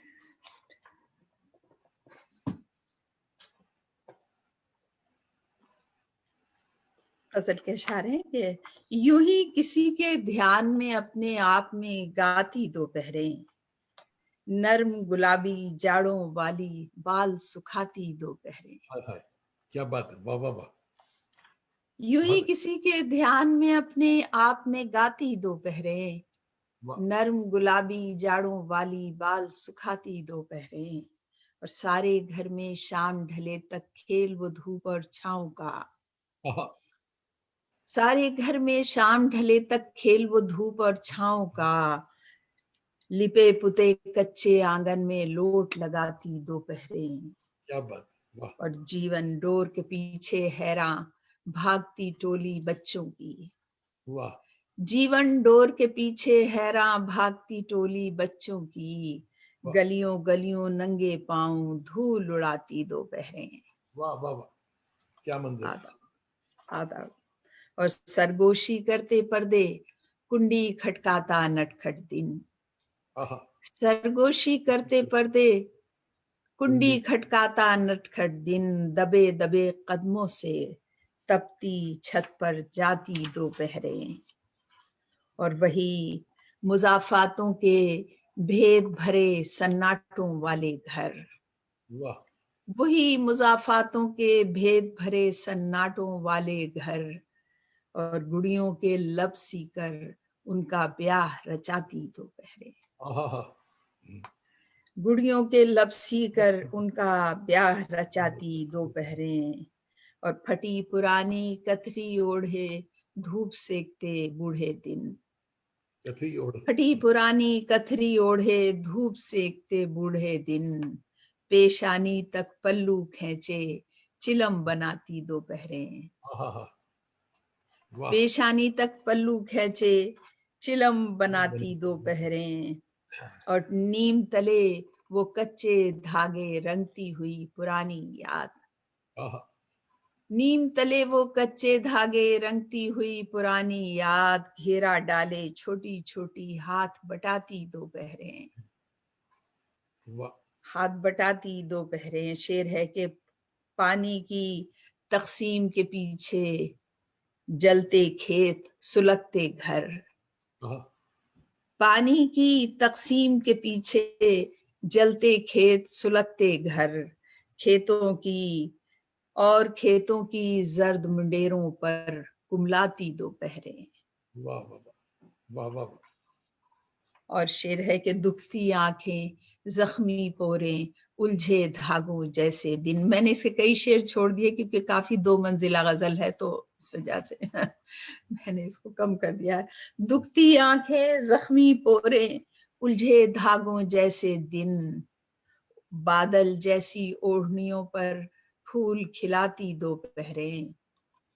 اور شعر ہے کہ اوڑھنیوں کے اڑتے بادل رنگوں کے بازاروں میں, اوڑھنیوں کے اڑتے بادل رنگوں کے بازاروں میں, چوڑی کی دکانوں سے وہ ہمیں بلاتی دوپہریں. واہ واہ واہ واہ اور واہ سنتے ہیں اب ان گلیوں میں پھول شرارے کھلتے ہیں. واہ. سنتے ہیں اب ان گلیوں میں پھول شرارے کھلتے ہیں, خون کی ہولی کھیل رہی ہیں رنگ نہاتی دوپہریں. واہ واہ واہ واہ. اور یہ تو میرا شہر نہیں ہے, یہ تو میرے خواب نہیں, واہ. یہ تو میرا شہر نہیں ہے, یہ تو میرے خواب نہیں, کس جانب سے آ نکلی ہیں یہ گہناتی دوپہریں. واہ واہ واہ واہ واہ واہ. یوں کیا ہی کیا. کسی کے دھیان میں اپنے آپ میں گاتی دوپہریں, نرم گلابی جاڑوں والی بال سکھاتی دوپہریں, سبحان اللہ نرم گلابی جاڑوں والی بال سکھاتی دوپہریں. تو یہ حمیرہ کی فرمائش پہ. حمیرہ کی فرمائش, شکریہ بہت بہت. حمیرہ فرما رہی ہیں کہ عشرت کی شاعری اور نثر تمثیل کے جو دلکش منظر دکھاتی ہیں وہ ڈرامے سے بہت قریب ہے. ان کی تخلیقات تھیٹر کے لیے نہایت مناسب ہے, اس پر غور کیجئے. جاوید دانش ٹھیک کہہ رہے ہیں. بس آپ کا حکم ہے تو چلیے ہم ہاں بالکل. کوشش کریں گے, معلوم نہیں کس نہیں, حد میں تو تک. دیکھ رہا ہوں ایز اے تھیٹر پرسن, مجھے تو نظر آ رہا کہ واقعی بہت بہت نوازش, بڑی محبت آپ کی. اچھا, یہ نظم ہے ہجر و وصال کے بیچ بھی ایک موسم ہوتا ہے. واہ. ہجر و وصال کے بیچ بھی ایک موسم ہوتا ہے, جیسے تمہاری گمسم آنکھیں, جیسے میری ادھوری نظمیں, جیسے چھاچھ کا خالی پیالہ, جیسے چاک پہ آدھا برتن. میں نے بتایا تھا نا کہ یہ نظم بہت پرانی ہے اور پہلے مجموعے میں آ چکی ہے, تو اس کو اس لیے میں ذرا دوبارہ سے یہ وہ کرنا چاہ رہی ہوں. پرانی چیزیں بھی سنانی چاہیے کیونکہ لوگوں کے حافظے سے اتر جاتی ہیں. ہجر و وصال کے بیچ بھی ایک موسم ہوتا ہے, جیسے تمہاری گمسم آنکھیں, جیسے میری ادھوری نظمیں, جیسے چھاچھ کا خالی پیالہ, جیسے چاک پہ آدھا برتن, جیسے کسی سیارے پر 6 ماہ کی رات, جیسے کسی تخلیق کے لمحے کرب کی لذت, جیسے خواب میں وصل کا نشہ, جیسے لہو میں وحشی گیتوں کی سرشاری, جیسے بنجر کور زمیں کی پیاسی کوکھ میں نمو کی خواہش, جیسے گوری گرم ہتھیلی بیچ کسی کے نام کی مہندی. واہ واہ واہ. جیسے گوری گرم ہتھیلی بیچ کسی کے نام کی مہندی, جیسے کوری نرم دہکتی پوروں کی شیتل آنکھوں میں لمس کے پہلے خواب کی حیرت, واہ واہ واہ واہ واہ. لمس کے پہلے خواب کی حیرت, کچھ نہ سمجھنے اور سمجھانے کے موسم کی کچی باتیں, سوندھے جذبے. ہجر و وصال کے بیچ بھی ایک موسم ہوتا ہے, جیسے لڑکی کے سینے میں پہلی رات کا میٹھا خوف اور چٹکی لیتا مدھم دھڑکا, واہ واہ واہ. جیسے ماں کے جسم سے ہونٹ ہٹا کر ہنسنے والے بچے کی آسودہ آنکھیں, واہ. جیسے جنگ کے بعد ہجر و وصال کے ہنسنے والے بچے کی آسودہ آنکھیں, جیسے جنگ کے بعد لٹے ہوئے گاؤں میں تنہا بوڑھا بیل کی جوڑی, رہٹ کا سنسن بہتا پانی, روندی فصلیں, سرکنڈوں کے بیچ پھٹے آنچل کی دھجی, گہرا آسیبی سناٹا, جیسے کسی بنسی کی دھن پر پیر کبیر کا سادہ دوہا، آہا، جیسے بھری چوپال کی چپ کے بیچ کہانی کار کے لمبے سانس کا وقفہ، آہا، ہجر و وصال کے بیچ بھی ایک موسم ہوتا ہے۔ سبحان اللہ سبحان اللہ، کیا نظم ہے صاحب، واہ واہ واہ، اسے پڑھا کریں صاحب، یہ بہت اچھی نظم ہے، بہت اچھی، بہت دنوں بہت بعد یاد آ گئی، کیونکہ وہ داستان گوئی کا سلسلہ اس کی گفتگو چل رہی تھی، تو مجھے یاد آیا کہ آپ کی خدمت میں پیش کی جائے اس وقت آپ بہت کے مالک سامعین کی، قدم، بہت اچھا، تو بہت ہی کیا بات ہے۔ بڑی ظفر نوازش۔ محمود صاحب ہمارے دوست ہیں، کراچی سے دیکھ رہے ہیں، آپ کو آداب کہہ رہے ہیں۔ قیصر خورشید صاحبہ ہماری بھابھی ہیں اور ٹورانٹو سے آداب، دیکھ رہی ہیں، آداب کہہ رہی ہیں۔ اور پرویز عالم صاحب آداب کہہ رہے ہیں۔ نئے میرا بہت سلام۔ پھر دیر سے بھی آئے ہیں، ان کے لیے ہے کہ صاحب آپ پروگرام اب آپ یوٹیوب پہ دیکھیں گے۔ ندا فردوس ینگ شاعرہ ہیں، پٹنہ سے دیکھ رہی ہیں اور آداب میرا کہتی ہیں۔ سلام، تو سبوں کو سلام، اور سب کو میرا سلام۔ سبحان اللہ، کیا پروگرام ہوا ہے، کیا باتیں ہوئی، واہ واہ واہ واہ، مزہ آ گیا صاحب۔ شکریہ، تو شکریہ۔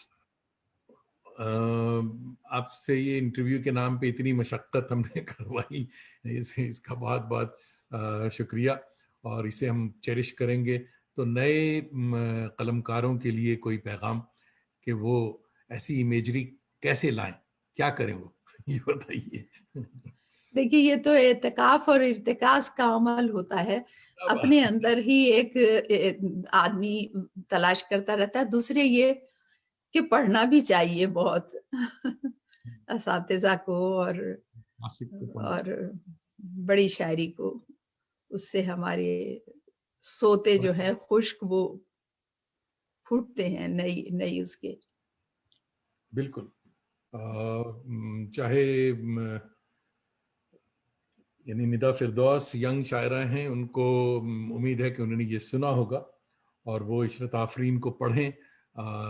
ریختہ.com پہ بھی، دیختہ.org پہ ساری چیزیں موجود ہیں۔ بہت جلدی یہ دوسرے اس پہ بھی آئیں گی، فیس بک پر بھی ان کو دیکھ سکتی ہیں آپ، سن سکتی ہیں۔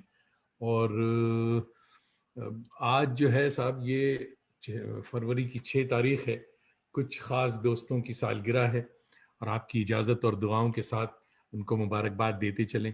یہ ایک بدعت بھی ہماری ہم طرف سے کرتے ہیں۔ بھی سب کو مبارکباد، بالکل ضرور۔ تو میرے فیورٹ شاگرد نما فین ہیں اور داستان گو بھی ہیں، اظہر الدین اظہر صاحب علیگ، تو ان کی سالگرہ۔ سنگر ہمارے دوست ہیں ارنب بساس کلکتہ، پرویز ساحر صاحب، محمد انصر صاحب NCPUL، اور خوشنما خان صاحب، ارسلان ظہیر ریاض سعودی عربیہ، ان سبوں کو بہت بہت سالگرہ کی مبارکباد۔